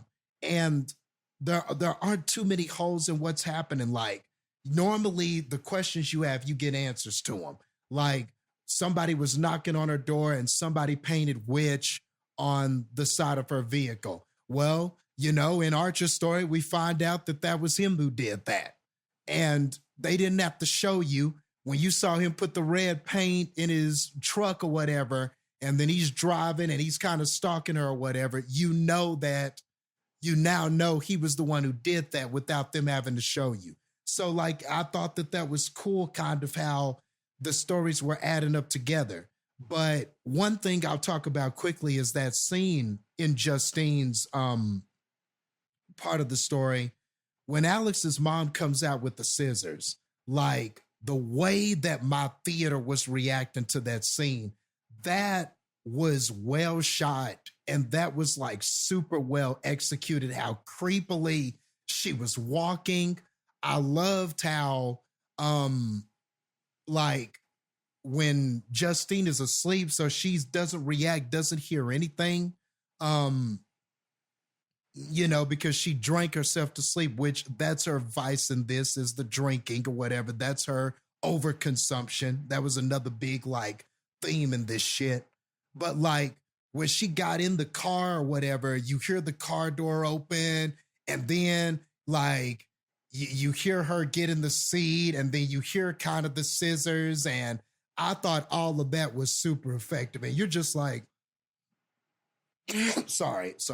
And you're just like, is Justine about to die here? Like, I thought she was dead. And then you get the scissor cut, and you're like, the fuck is this about? See, and then it cuts, I do absolutely agree with you on that scene, Jastin, because like I legit thought like, oh, her neck about to be gone. Yeah. You know what I mean? I thought she was done. And it is an insanely effective scene in that measure. I legit thought like just a blood. I was like, yeah, all right, this is who I thought was the main character. Movie over. Like, bye, Justine. Yeah, I thought it was like not the movie over, but I'm just saying the movie for that character. Like, you know what I mean? I'm like, oh, okay, they're doing that bait and switch of who that main character is because this bitch about to be dead. Yeah, like that was.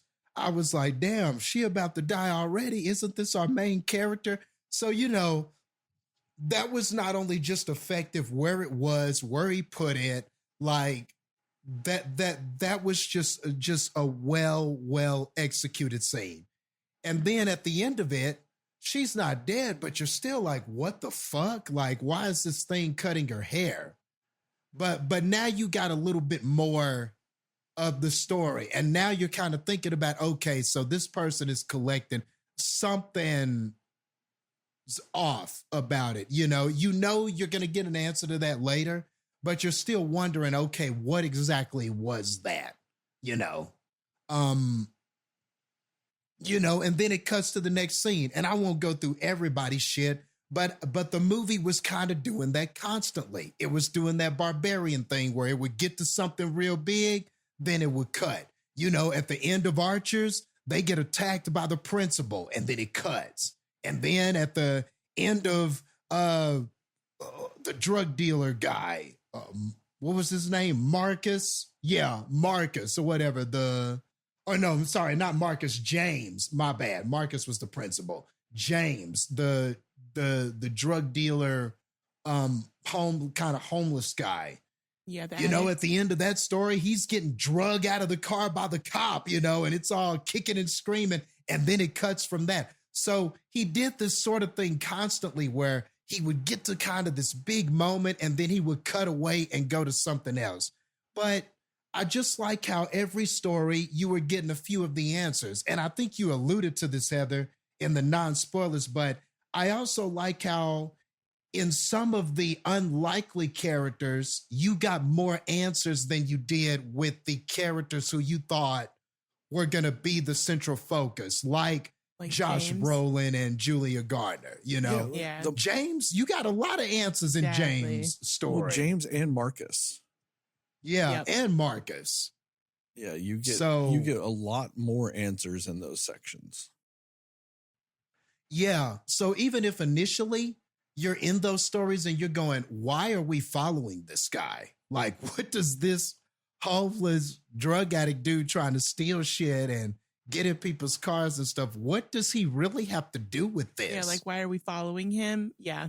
Yeah. The only character I felt completely unnecessary in the movie was the cop. I really didn't I didn't really need the cop. That's fair. Because his story Didn't like Paul. Well, it was just like, to me, not enough mattered. Because like you said, at least with Marcus, and you said, was it James? Like, Yeah. highly impactful on the story. The other two main characters, he was just kind of a bridge that you didn't really need. Like, it's a bridge over a river that's only like 6 inches wide. And just step over it. Like, you know what I mean? Like, I guess if you had to cut a character, he probably would be the one that would make the most sense to cut if you had to. He was the least impactful character. The story and like, you know, like I'm talking about like when bringing story elements to the table. Isn't that great performance? Right. But I'm just like, in the end, like his story was the least impactful at almost every step. Like, I just didn't care in those regards. Yeah.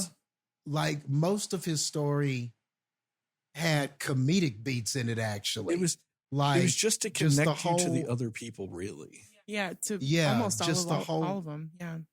Yeah. Yeah. Almost with all of them in a way. Just because he was a cop. And I guess he wanted that police side of it shown, or their ineptitude Yeah, shown. Because without that character, we don't really get James, and like, why was James running, and like, why did he need to go back to, you know, why did he even end up finding that house that he ran to? Like, you don't really get why he was doing that without the cop. So yeah, he really just kind of gives all the other characters a reason to do what they're doing. Like also Julia Garner's character in general, you know, like all of that. Yeah, but to me, you could have had it just be a cop. Like, you know what I mean? Sure, you don't have to have the story focus part that they have for him. You know what I mean? Yeah. He could have been a character in the movie, but you don't have to dedicate a segment to him. Oh yeah, no, I agree. I'm just trying to think, like, why did they have him as like one of these people to follow? Like, my reasoning is just, I guess, because he connected the other people. It's that kind of, and it gives you another person at the end. Yeah. To attack the two people. Like, it helps with that. It makes it a 2v2 fight. You know, that helps. Because otherwise, that lessens the tension. Because if it's Josh Brolin and what's her name, just against the drug addict, they'd beat him. Like, they'd win. So you have to have the other one be there to, you know, to add the tension, because there's two people to deal with. And one of them being a person that she knows intimately. Yeah. Yeah. Yeah. And really, when I think about his story, a lot of it seemed like comedic beats, but not comedy like, haha, this is a joke or a gag. That was just a funny interaction. A comedy of errors is what he kind of was. Yeah. Yeah. That's what he was. He was like, I guess the sad clown wouldn't fit, but in a way he was kind of like this clown of a cop, though. Yeah, like he was kind of, he was a bad husband. Fucked up he every was, step. Yeah. And so he was kind of fucking up as a cop, and then, you know, just everything with the Julia Garner character he was doing, and just his ineptitude as a police officer. And I kind of get wanting the police side of it, because this is supposed to be missing children. So obviously, if this is about a town, what are the police doing? It seems right to have that perspective. But to Sterling's point, that motherfucker was so inept that it was just kind of like... But I did enjoy his section, though. I did enjoy the interaction with James. I like how he said, is there anything in your pockets? And then he pricked himself, and he started like crashing out about it and shit. Now, I thought it was kind of fun. I'll say this. I don't typically agree with cops, but I'm not going to lie. If you're reaching into some guy's pocket and you get stabbed by a heroin needle and your knee-jerk reaction is just to knock the motherfucker out, I actually kind of get that. Because, like, you're like, in your head, you go, it happens, and your first thought is, I have AIDS. Punch. Yeah. Like, I get it. It's a knee-jerk, like, self-preservation type of thing in that instance. That's one of the few times I'll give the cop the benefit of the doubt of, like, all right, did he cross the line? Yes, but, like, he also just got stabbed by a heroin needle from some fucking sketch motherfucker. I kind of Right. get it. Like, Yeah. Yeah. And then but he also struck me as just somebody who sometimes bad luck just befalls motherfuckers who just make bad decisions. And he definitely was a person who because even after all of that, so that happens. You don't even know if you're clean yet. But then you meet up with, Julia Gardner, and you're not supposed to be drinking. You're supposed to be sober. You decide to go ahead and drink because you just had an awful day. And now you fucking her, and you're lying about the your fact wife that has a baby on the way. But on top of it, you're lying Yeah. about whether that you're married still or not. Yeah, and lying about that. So he just struck me as a person who just made a lot of terrible decisions. And the fact that he was okay having sex with Justine, not knowing if he was clean yet in general, he just did not care. Now, he did not care. To be fair, even if he got HIV or hepatitis C from that, he wouldn't have a viral load to spread the disease. It is still shitty, yes. And whether or not he knew that is a whole other story. Yeah. But realistically speaking, she would have been safe because you're not actually infected at that point. Even if he's got the virus in his system now, you're not actually infected. You know what I mean? Your viral load isn't enough to get somebody else infected. I'm actually surprised, unless I'm not remembering right. I'm surprised he just didn't use the being stabbed with the needle as an excuse for him to not have sex with his wife because she wanted to get pregnant. I imagined that he was going to be like, oh, I got to make sure I'm good before we try to have a baby. I figured he was going to go that route, but I don't remember him doing that. But also in the same regards of, like I said, whether or not he knew he was infected or not, and whether or not he could get other people infected, he was probably, like Jastin said, too much of an idiot to know that, to even come up with that excuse. You know what I mean? Yeah, that's fair. He's too dumb. Yeah, and I think a lot of things were just hinted at with these characterizations. Were hidden at subtly because, whenever he got back home and his wife confronted him, really didn't even really confront him. She just said hi, and he was being all non-answering questions and being jittery and shit.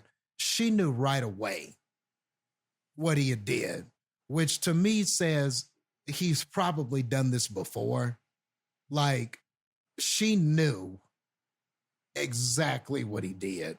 Without hesitation, she was just like, you piece of shit. So, I mean, would you jump to that conclusion unless this is oh, no, you're absolutely right. Repeated behavior from this motherfucker. Right. But also, so yeah, he was just and see, if he was even just a slightly better fuck up, he could have said, you're when she's like, you piece of shit, he's like, you know what? You're absolutely right. I drank. I shouldn't have. I got stabbed by a heroin needle yesterday. And you know what? I've just been in my head and I wasn't thinking right. Just say that. Don't go, yeah, fuck that bitch. Don't act like that. Just say that. At least say part of the truth. You've got documentation. Your father-in-law knows you got stabbed by a heroin needle. Your fucking finger's bandaged because you got stabbed by a heroin needle. Just say that's why you got drunk and you passed out in your car. Yeah, you broke her trust because you broke sobriety, but at least she don't think you had an affair, even though you did. And you're right. That plays into him too, just not being really good at being a liar or being very smart because that he was probably listen, she's to blame. She got me drunk and all. He was probably trying to go that route to make the being drunk part better when it just made things worse because he's admitting that he slept with her because he was drunk. Yeah. Yeah. When you would have the breach of trust for the broken sobriety, but you also got stabbed by a heroin needle. Like there is some inherent sympathy in that. Like, you know what I mean? Like there is an inherent understanding that would soften the other side of it. Yeah. You know what I mean? Yeah. But that all goes out the window when you're also, she's like, you slept with her, and he's just like, Yeah. and you're like, yeah, I did. Yeah, I kind of did. yeah. Then you're like, well, you're an idiot. Yeah. Oh, Paul. Although it was fucked up when he got stabbed in the face with the needles. That was fucked. Oh, yeah. That was fucked. But funny as fuck also. Kind of. Just. It was funny though. They were both funny, man. James and Paul their scenes were funny to me. But to quickly go through this real quick, but like we said, James and Marcus got a lot of answers from those stories that I didn't expect to get. And just to talk about Gladys really quickly, and what I mean by the answers, did I really need the answers? Okay, so clearly she somehow, because, they showed the television program about the parasite and this type of parasite that feeds on the bugs and can control them. And ultimately it kind of just consumes this kind of parasite, this fungal parasite that kind of consumes the bug and can control it at some point, but eventually it just sort of eats away at it and kind of consumes it. So I got the gist that, okay, that's what Gladys is doing. She's bringing people into her close proximity and then using some sort of magic or witchcraft or whatever, but it works kind of like how this fungal parasite works on bugs. She's sucking away at their life force, and she's doing this, and the motive, even though I don't know what the motive is beyond like what kind of witch she is or where she comes from, or there's some grand lord that she's doing this for, but at the very least I could make out that the main motive was just survival. There were scenes where she was dying and appeared very sickly and old and bald and didn't have any hair. But then there were scenes where you could tell when she would consume people, all of a sudden her hair would be back. She would be a little more lively. She'd have some makeup on and going all out in the public, trying to manipulate and kind of get more people into this web. So at the very least, this was a measure of survival for her. I got that much. Oh yeah, it's a very classic thing. It's the whole consuming the life force of somebody younger or someone else to just extend yours. Yeah. And like I said, It's kind of obvious she's been around for a while when her default is they have tuberculosis. That hasn't been anybody's default disease in a very long time. Yeah. And again, just kind of one of those double meanings like the kid narrator. She said consumption. The teacher took it as, are you talking about that tuberculosis shit from the Oregon Trail? But actually she was consuming people. Yeah, but also, it's that double meaning with shit. Yeah, because tuberculosis was called consumption back in the day. Mm-hmm. Which, like I said, that was a funny joke to me. Because that's a little known fact about me. I really want a possum. I want to own a possum. Problem with possums is they actually can carry tuberculosis. So that's why I can't get a possum. It makes me sad. So I think about tuberculosis more than most people in 2025. It's a constant reason why I can't have a possum. And I think about it a lot. So, but yeah. So, I mean, so I think that they were given enough for you to at least be able to connect those details. And if she consumes enough of you, you can't really recover your full life and consciousness and stuff like that. That's why the parents were the most fucked up. And even in that narration, the kid was kind of like, now the parents are being fed soup by somebody else that's not Alex. So I got the gist that they were involved in this the longest. She was, sucking the most life from them. That's why they got hit the hardest. And then the whole thing about the kids and not being the same and everything, their life force was being sucked away too. And that's why some of them maybe could speak again and stuff. But why, we had a bunch of kids that were never really the same. So all of that part of it, I guess, was adding up for me. Yeah. I mean, that all tracks. I just like more specificity with it because, like, yeah, you got the basic rules of how her magic worked. But to me, I don't know. Like, to me, when you bring in, especially magic, to me, it's always an opportunity to add lore and depth with it. You know what I mean? And I guess I'm just like to the point where like I'm kind of sad when they don't, or whenever it's like a weak version of that, because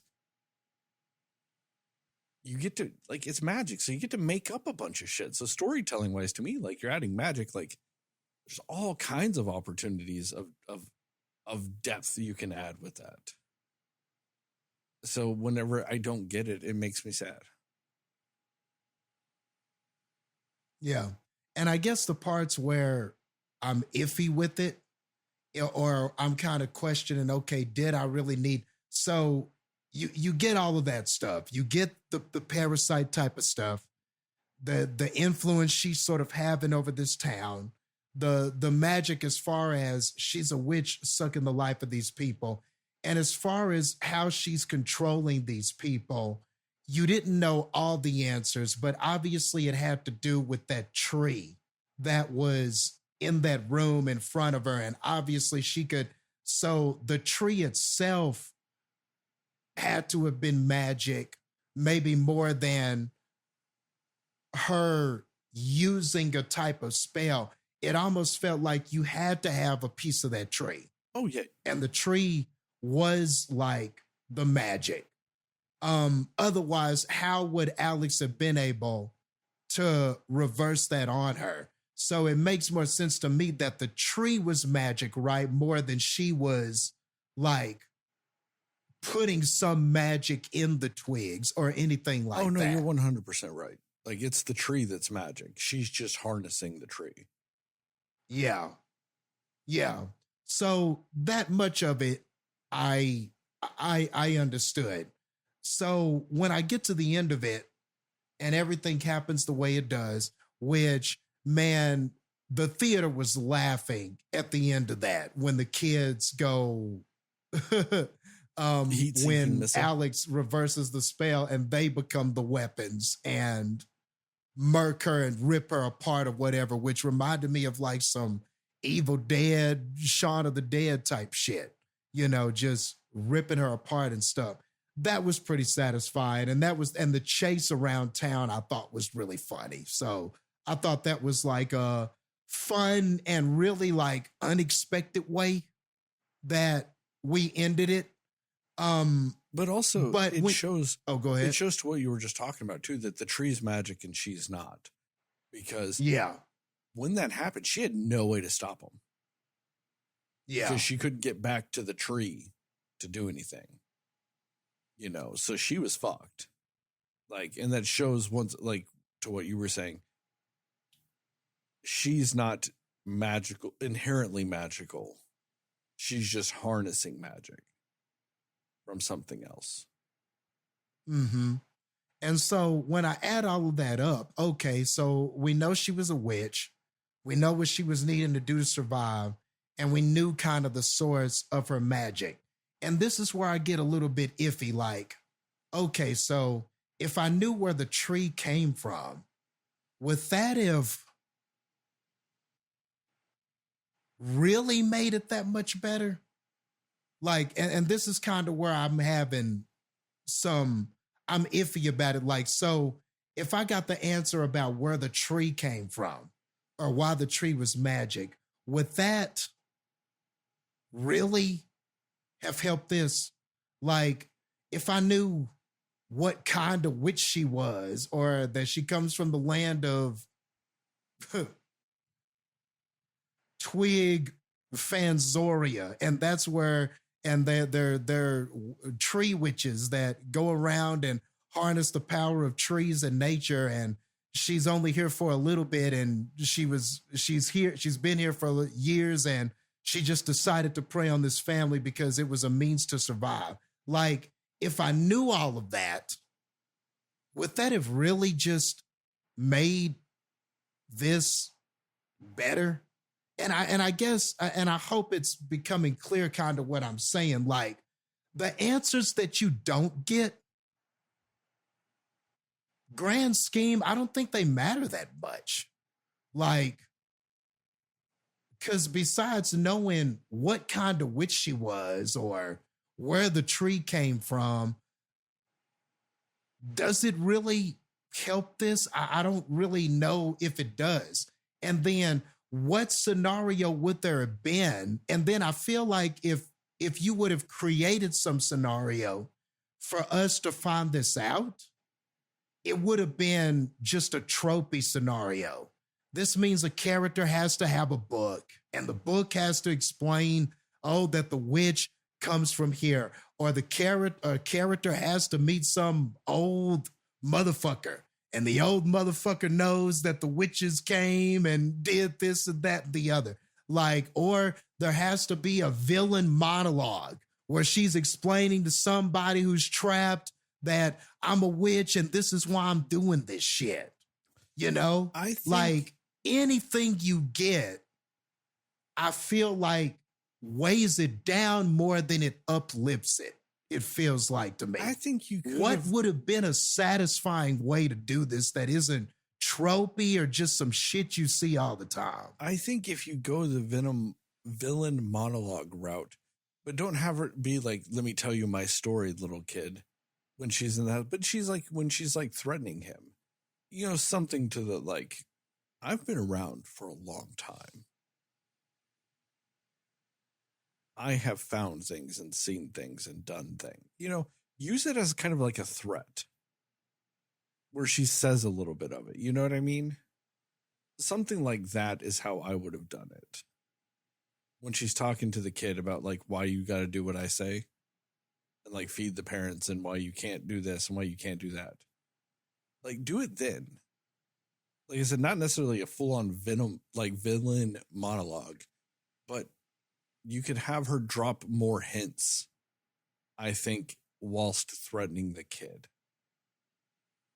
Or more stuff with how she says things to other people to maybe give it away. Like I said, you get the hint that she's been around for a while because she's talking about tuberculosis. Just some of that, like have her say things that kind of hint towards more things when she's talking to other people is how I would have done it. Not just a full-on, let me tell you my whole life story for 10 minutes while we do a flashback.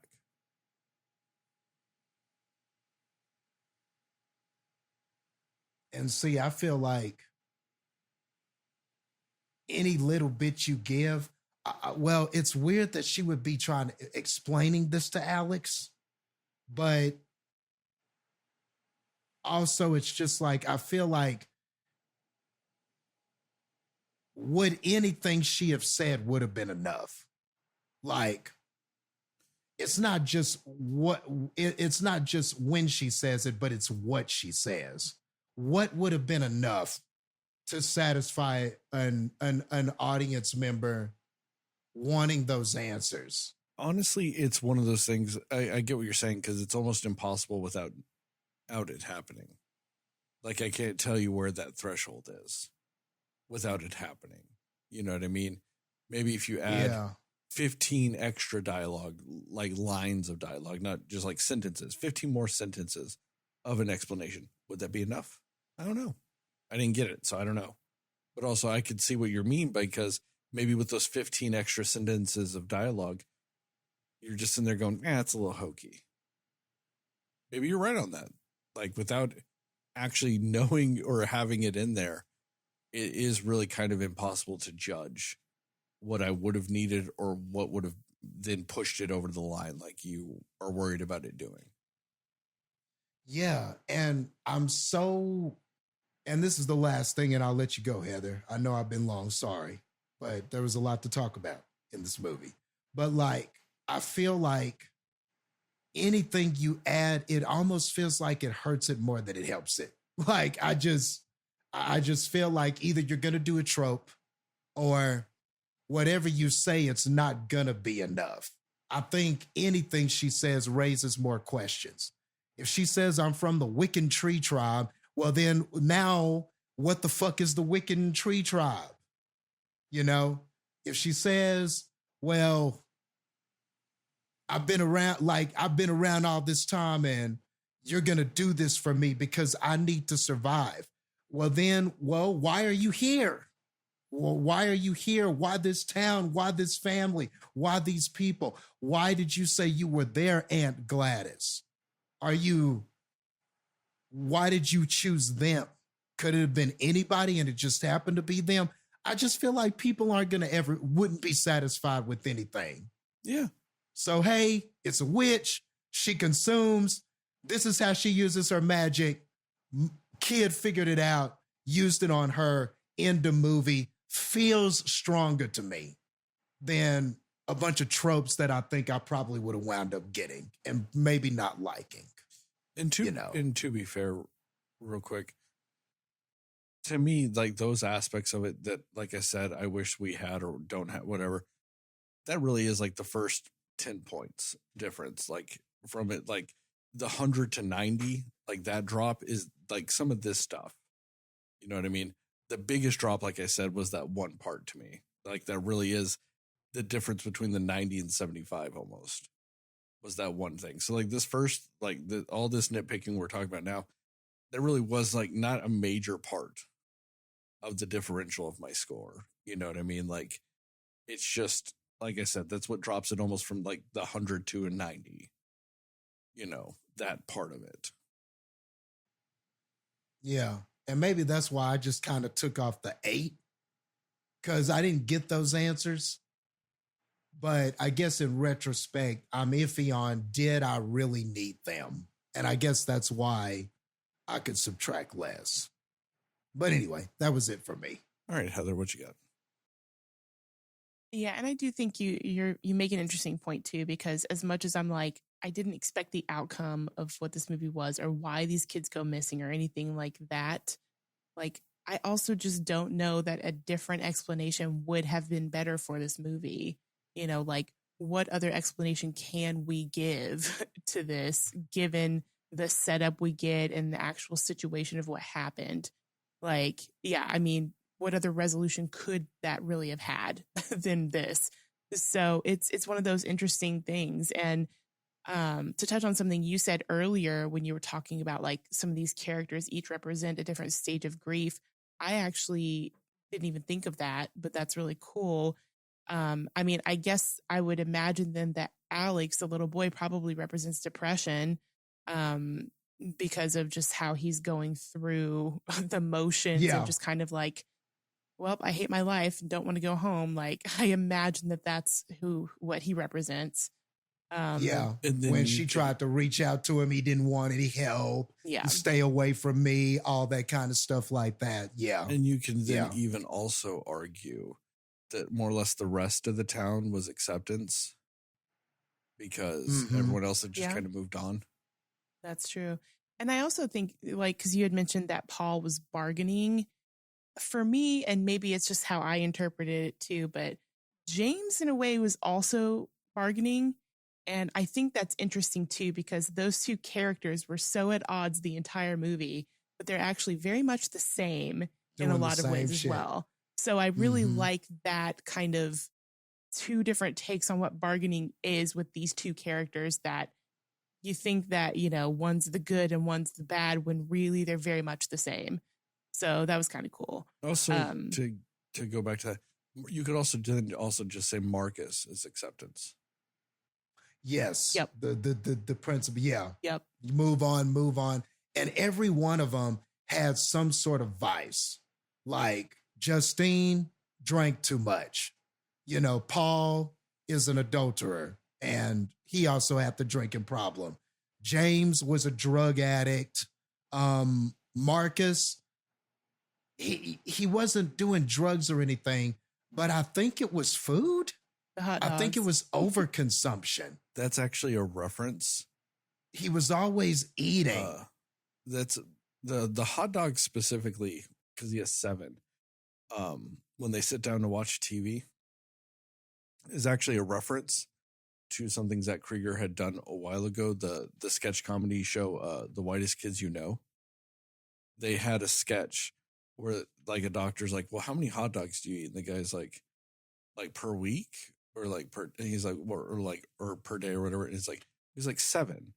And he's like, oh, per week. And he's like, per day. Like on average per day, it's 7 hot dogs. Nice. So that was a reference actually to that very specific sketch because one of the guys he did that with passed away, I think, a few years back. And so it's also kind of an homage to him in that regard. I mean, and even thinking about that too, like all these people and what's going on in their lives. Marcus was kind of, acceptance very much feels like him because he's just kind of like doing grocery shopping with his partner. He's just kind of like, yeah, okay, whatever, Justine, got it. Just don't get yourself in trouble. Like very much like not unfazed or didn't care, but had already accepted like this is what the situation is and we got to figure it out from here. So yeah, that makes sense for who he was. Well, even then though, anytime anything happened, it was always just a, hey, we gotta, kind of put you on leave. Right. Like it is what it is. Right. Yeah. She was, and like how he was like, you need to like step away. You need to like you need to like not be here, Justine, because the town doesn't like you and stuff. And really you need time away. And we're trying to but move on. Justine is denial. So what was she doing? No, I just need to work. I just need to stay here and be here. I just need to stalk this child. And that was another point I was going to bring up about like Justine's character is potentially could potentially be causing her own problems. Cause I mean, she would not let it go. She was a dog with a bone. Like she just kept going at it. She's creeping in the kid's backyard, like trying to peek through windows just to be like, I just need to talk to him. Like he's the only one I get where she was coming from with the whole, like, he's the only other one that survived this. We're the only 2 still left. Like who else is going to understand the other as well as we would about how we feel?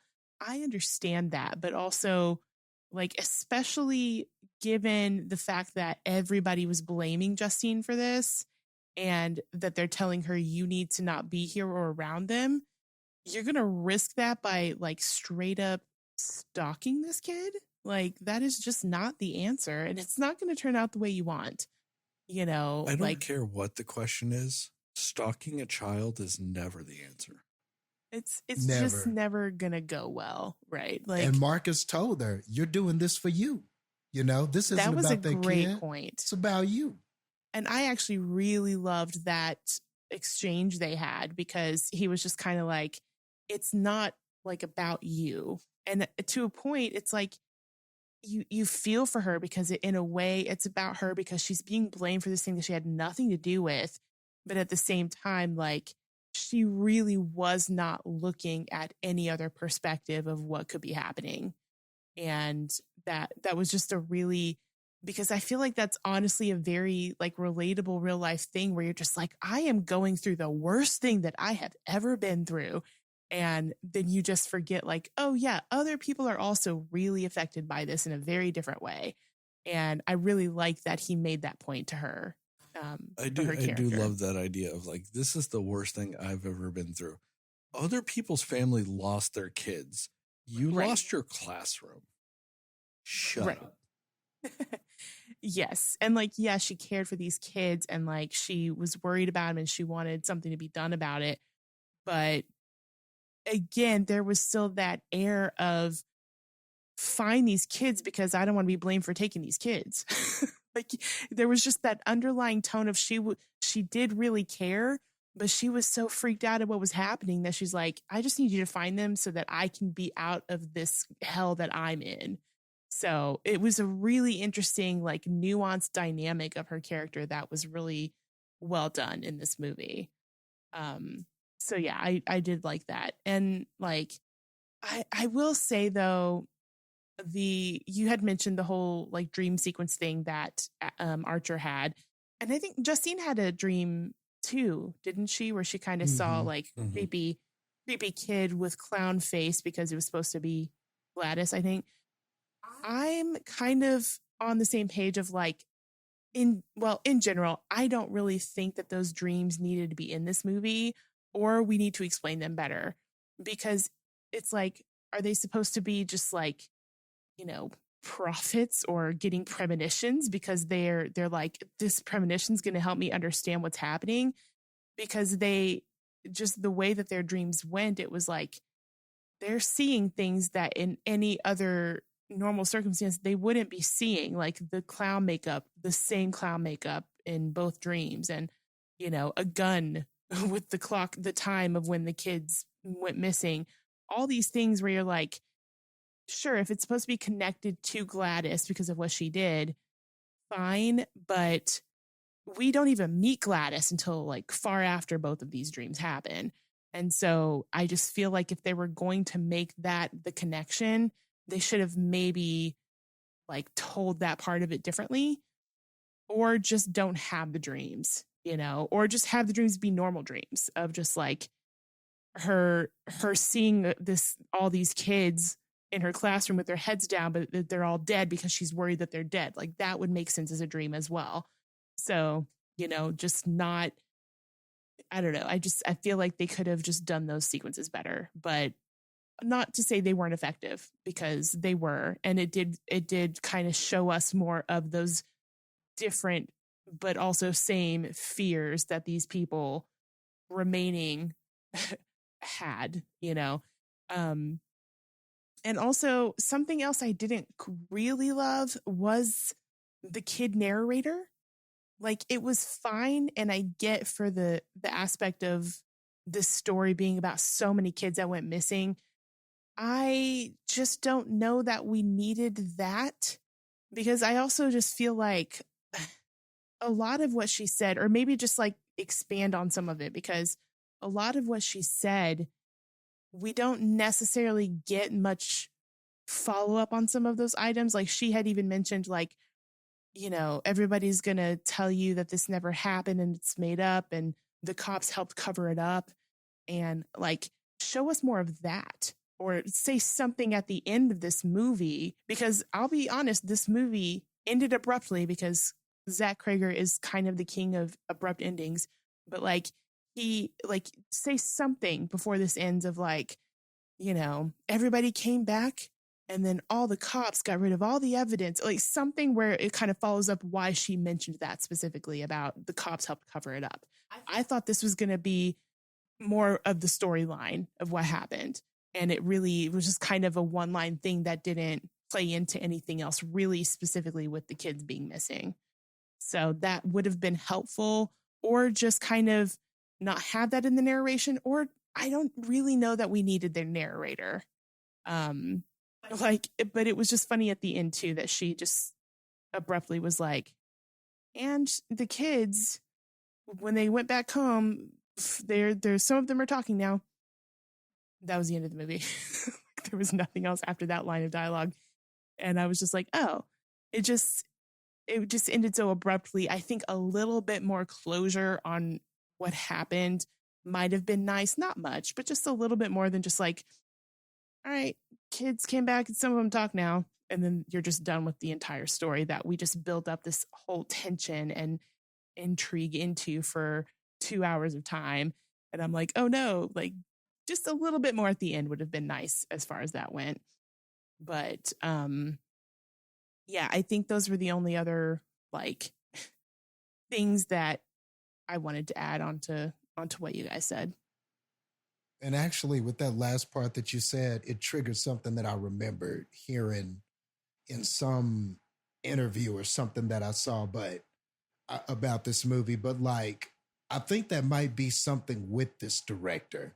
He doesn't like to have like the sort of endings where I guess he ties up everything in a neat little bow. I think there is something about him and his directing style when it comes to that, because what I heard was originally when this was test screened, the ending was, you know, Archer runs up to his Matthew, his lost kid, and you know that last shot where he's holding Matthew and Matthew is kind of looking off, kind of dead-eyed like into the camera or whatever. The original cut that they had just ended there. That's it. That was the end. He just runs, Archer runs up, hugs his kid. You see the dead-eyed look and it cuts there and that's it. The credits start to roll. And the impression is that a lot of people that tested at that time were like, hated the ending and said, it's way too abrupt. You can't end it like that.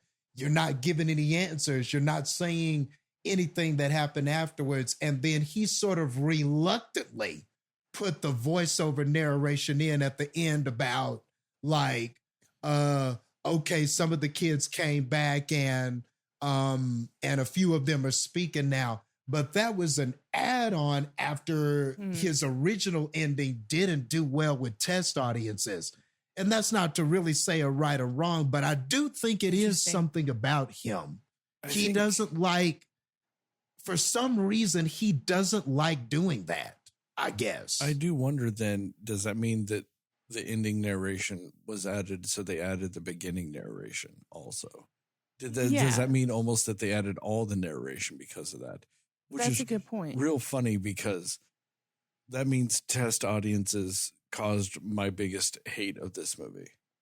Well, yeah. And like what I was about to say was, if that is the case, like thinking about it, would anything have really been different about this movie if we didn't have the narration? Because I think at least you and I, Sterling, mentioned how like some of what was said in that narration is what kind of confused us in this movie. like, oh, you mentioned a cop cover up. That didn't happen at all in this movie.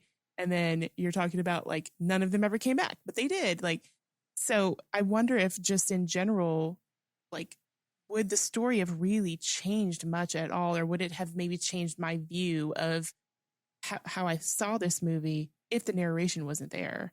You know, it's an interesting idea to think about.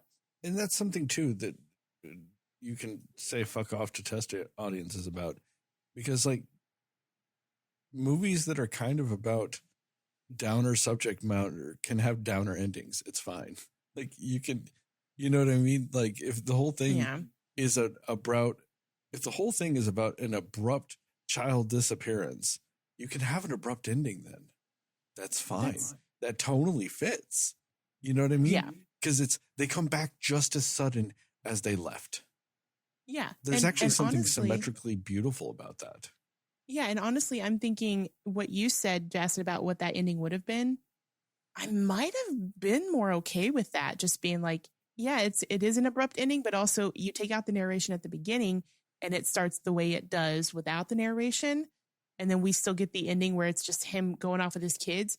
You can at least make this assumption of like, okay, the kid's back. He's going to be going through a lot of therapy and he's going to have a lot to deal with. But, you know, you kind of would come to the same conclusion as to what she said, probably.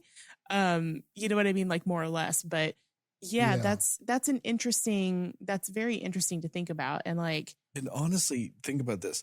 Is the beginning not creepier as fuck if you have no narration and it's just like 5 minutes of kids running out the door? Yeah, it just goes straight into it. Nothing. It's just kids running out the door. That's very true. I think that would have been actually a little bit more effective for the unsettled vibe that this movie even gives. So that's just so interesting that like the narration actually being gone might help some of this movie for me. You know what I mean? Like, and I already like it, but I just mean like, I think that how the entire thing came together and all of that actually would have been better without a narration at all. So, And also, yeah. the narration being added after the fact makes more sense too. When it's somebody, the voice of the person is not in the movie. Mm-hmm. Yeah. So it Yeah. makes more sense that it was kind of an afterthought ad, a studio note So- ad. Right. Yeah, and maybe it was an add-on, and I mean, so I knew about that at the end. But to your point about suspecting maybe the beginning was added on, that probably makes a little more sense. Maybe he didn't want to have a voice narration saying "cop cover up" and all of this stuff at the end of it. So he thought that I'm sure he didn't want to do it anyway. So he probably thought all that shit was too wordy. So I'll split it up. I'll put a little bit at the beginning and say something about this cop cover up and stuff like that. And then I'll have a little bit at the end. And maybe for him, he felt better about that. I'm not on board with the never came back thing. I'm pretty resided in that being metaphorical. But to your point, Heather, I think I'm more in agreement with that side of it, though. Yeah. The comment about the cop cover up, and they were so embarrassed that they tried to cover it up and stuff like that. I'm a little more in agreement with that because the cops that we saw in this movie didn't seem like the type of cops that would be like, Cover it up. oh shit, we got to cover this up. I didn't see, we never met or saw a malicious cop. We saw a stupid one. And then we saw the old veteran cop that was kind of joking around and shit. But I don't know. He seemed genuinely concerned when Archer was there, and he was talking reasonable to Archer. He's concerned, but he's also like, I've got no fucking idea what's going on. You know what I mean? Yeah, and he was Yeah. like, I have no idea. Yeah. And I thought that cop made a great point when he was like, well, what do you think I'm missing? Like, what is your explanation of what happened? You know, before he said, because those kids just got up and ran out by themselves. Right. So yeah, we got the sense that they didn't know anything, but the kids got up and ran out. How are you covering this up? Like, exactly. like what are you covering up? Like, exactly. yeah, what would have been the motive for covering anything up? So that I'm in more agreement with you. That makes less sense. But I mean, Yeah. But my point with it is, though, is if you just get rid of both, all our problems are solved. You know what I mean? Just get rid of both. Because also, Yeah. I like the idea of the beginning with no narration because it puts the audience as the same as the parents. Because what the Yeah. fuck just happened? Just dropped into the world. Yeah. You Yeah. just see them running. And you're literally at the same point as everybody else at that. You know what I mean? Mhm. It's unsettling as fuck. It's weird as fuck. It's Yeah. creepy. It's scary. Like all those things. It literally just puts you solely as the point of view of one of the characters because you've also got nothing. You know what I mean? You don't Yeah. have that calming voice just telling you that, oh, some shit went down. No. You get nothing. These kids are just And running it starts with what they already gave you in the preview. Exactly. Because you knew that the kids disappeared. So the movie just starts with something you may have already known Mhm. in Yep. the preview anyway. And then we're going through this story, finding out what's going on. It's like, okay, you know that. You already knew that from the previews. Now everything else is going to be new information to you. But yeah, the cop cover up and all of that stuff, it alludes to something more, but we didn't see that more and then when you get to the end, it's hard to make a correlation of why the police force will want to cover this up. Cover up what? Yeah. They ran out of the house, Mm-hmm. they freed themselves Yeah. and ripped apart exactly. the woman who had them captured. Because honestly, like that can be more of what causes confusion as to what's going to take place in the movie. Because yes, while I said there's not really a better explanation for why they were doing this, the way that they say a cover up, it's like, are they covering up because it's like a town murderer that is like associated with a cop. And so they're trying to cover it up to, make sure nobody knows that. Is it like, oh, the mayor wants to cover it up because it just makes you feel like they're covering it up because they're helping be responsible for why it happened. But they weren't involved at all. So why do they need to cover anything up? So it kind of in your head, at least for me, gives me like an idea of like, oh, the cops covered it up. Like I'm thinking the explanation for this can be entirely different than what it actually was, Yeah. But when you look at the aftermath of everything, it seems clear cut and dry that you could just say, okay, this woman infiltrated this house. She did something to these parents. They're crazy now, or they're like inept, or they're like whatever, we're still talking to them. We're still dealing with them, but we don't know.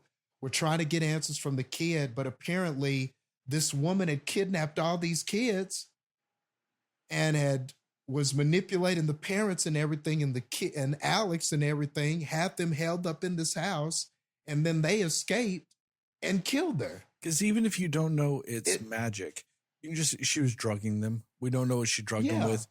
She was drugging them. It caused them to attack her. Like it caused people to go psychotic. Yeah, the one kid who was her family is the one who wasn't drugged. Makes sense that maybe they were drugged too. Yeah, exactly. Yeah. Like everybody that was affected was drugged. Like that's why, people were unresponsive afterwards. That's why the kids, went crazy and killed her. She was drugging them. And just blame the old lady. She wasn't even a part of the town. She's the random stranger. Yeah. So put all the blame on her anyway. Yeah, and she's dead. She can't speak for herself. Just blame it on her. Yes. And everybody goes home. So what embarrassment was there? And like the cops said in the office with Archer, these kids got up and left on their own. What did the police do wrong? They were just looking for them. Yeah, I don't literally know. the only thing the cops. That was a great point, Heather. That was a great The point. only thing the cops didn't do right was theoretically going to Alex's house. You would maybe want to do more of an investigation at the house, because there's only two people you can really investigate: Alex and the teacher. Like, not the only two, but that's your first two. Yeah. And you would go to the house, even if it wasn't scheduled. Like, you have them come down to the station, sure. But at one point, no detective went to the house and went, "Why are all the windows newspapered up? Why wouldn't a cop go by there? If that's one of the only fucking survivors, why wouldn't a cop go by the house?"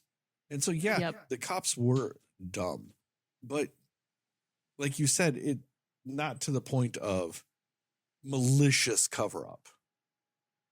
They were just dumb. Yeah. Yeah. And I think, and they did go by there before, because there was that little montage they did with Alex where she was telling him, "No, we got to clean up this house," and all of that kind of stuff. And they did come and visit and talk. And she was like, "Oh, they did come once, but this had been like a month or something, right?" I want to say it had been about a month, like that. But during Alex's thing, they did come, but maybe the problem was they just weren't diligent enough. They just weren't. They kind of Barney pressing it. Yeah, it was just like, no answers here, and then they just gave up on it when they shouldn't have, I guess. But still, none of that feels like, oh, we got to cover this up. The biggest cover part would have been the magic aspect of it. But that could have easily been explained with drugs. But also, they wouldn't have known it. And they wouldn't have. And how would they have known about that? Unless Alex was like, "Well, this twig I made." And then even if he said all of that, are they going to believe a little kid? Like, would they believe the kid to go, "We need to cover this shit up"? Or would it just be like, "We don't believe the kid. It had to be this"? Yeah, exactly. Yeah. So I don't know. It's essentially every episode of the X-Files ever. where everybody just goes, nah, it ain't that shit. It's a methane leak in the house. Yeah. And Yeah. And the last thing that I want to say too is just also the idea of like, it doesn't need to be a well wrapped up, perfect ending type of thing. Like there's been other movies similar that like what comes to mind for me is Prisoners, right? Like the end of that movie, you get a resolution, right? And the kids get found and whatever. Spoiler for anybody who hasn't seen it, but like but you don't get a full ending because there's still a suspenseful thing at the end where you're like, you don't actually know what happens at the very end with certain characters. You don't need to know that. That's true. You know what I mean?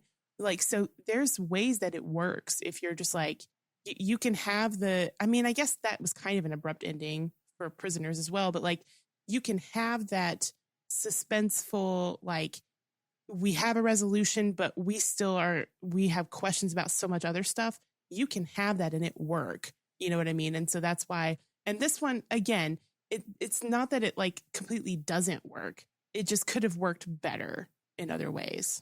So. Yeah. And maybe it doesn't work as well because of the suspicion that Sterling had that maybe it was added at the beginning after the fact. Maybe he didn't have that, but the test audience was clamoring for more explanations. So he added explanations that really weren't naturally a part of the script. So it makes me question that opening narration. Yeah, for sure. Because why would you have that if you didn't have it at the end? If you didn't have it at the end, it feels more like you didn't have it at the beginning either. So, yeah. I kind of get what y'all are saying with that. See, in the end, we all come together. It only took 3 hours and 16 minutes, but we did it. Anything else, guys? No. God, no. I'm done. If only we didn't have so many technical difficulties before we started recording, we'd be getting done at a reasonable fucking hour. But no. Yeah, it would have been fine. Yeah. But no. We just suffer into the wee hours of the morning. On that note, thank you guys for listening to this episode of the CineScores podcast. Check us out on the internet at www.cinemaslayers.com. We're Cinema Slayers Podcast on Facebook. We're cinema_slayers on Threads, Instagram, and Letterboxd. We're at Cinema Slayers Pod on TikTok and YouTube. Shout out to Plug Me Go and Mundo Ochoa for our theme song and logos, respectively. Give us a 5-star rating and review. We'd really appreciate it. Really help us out. Tell your family, tell your friends, tell your friends' family, tell your family's friends, and most of all, tell those dear sweet mothers, because dear sweet mothers love a very literal Liam Neeson. Damn Skippy. We here at the Cinema Slayers podcast are pro slut, pro Sydney, pro naked, pro steak fingers. You, yes, you cinefans, you are enough. Justice for Todd, justice for stunt people, animators, caterers, everybody that make all our movie watching dreams possible. And as I always in the YouTube videos, TikToks, and most importantly, this podcast, just remember, according to Jastin, Moon Knight is the best picture winner. I think that is the quickest I've ever fucking said all that. Well done. And I don't think I fucked it up. No, I think you hit everything. 2 things. I realize now Frank was eating Franks. He was. They did that on purpose. Those motherfuckers. I didn't think about that Did either. it on purpose. Frank was addicted to Franks. That is funny. I didn't think about that. Those motherfuckers. All right, one of my cats is about to break down a door, so I gotta go. All right, guys. We're out. Peace.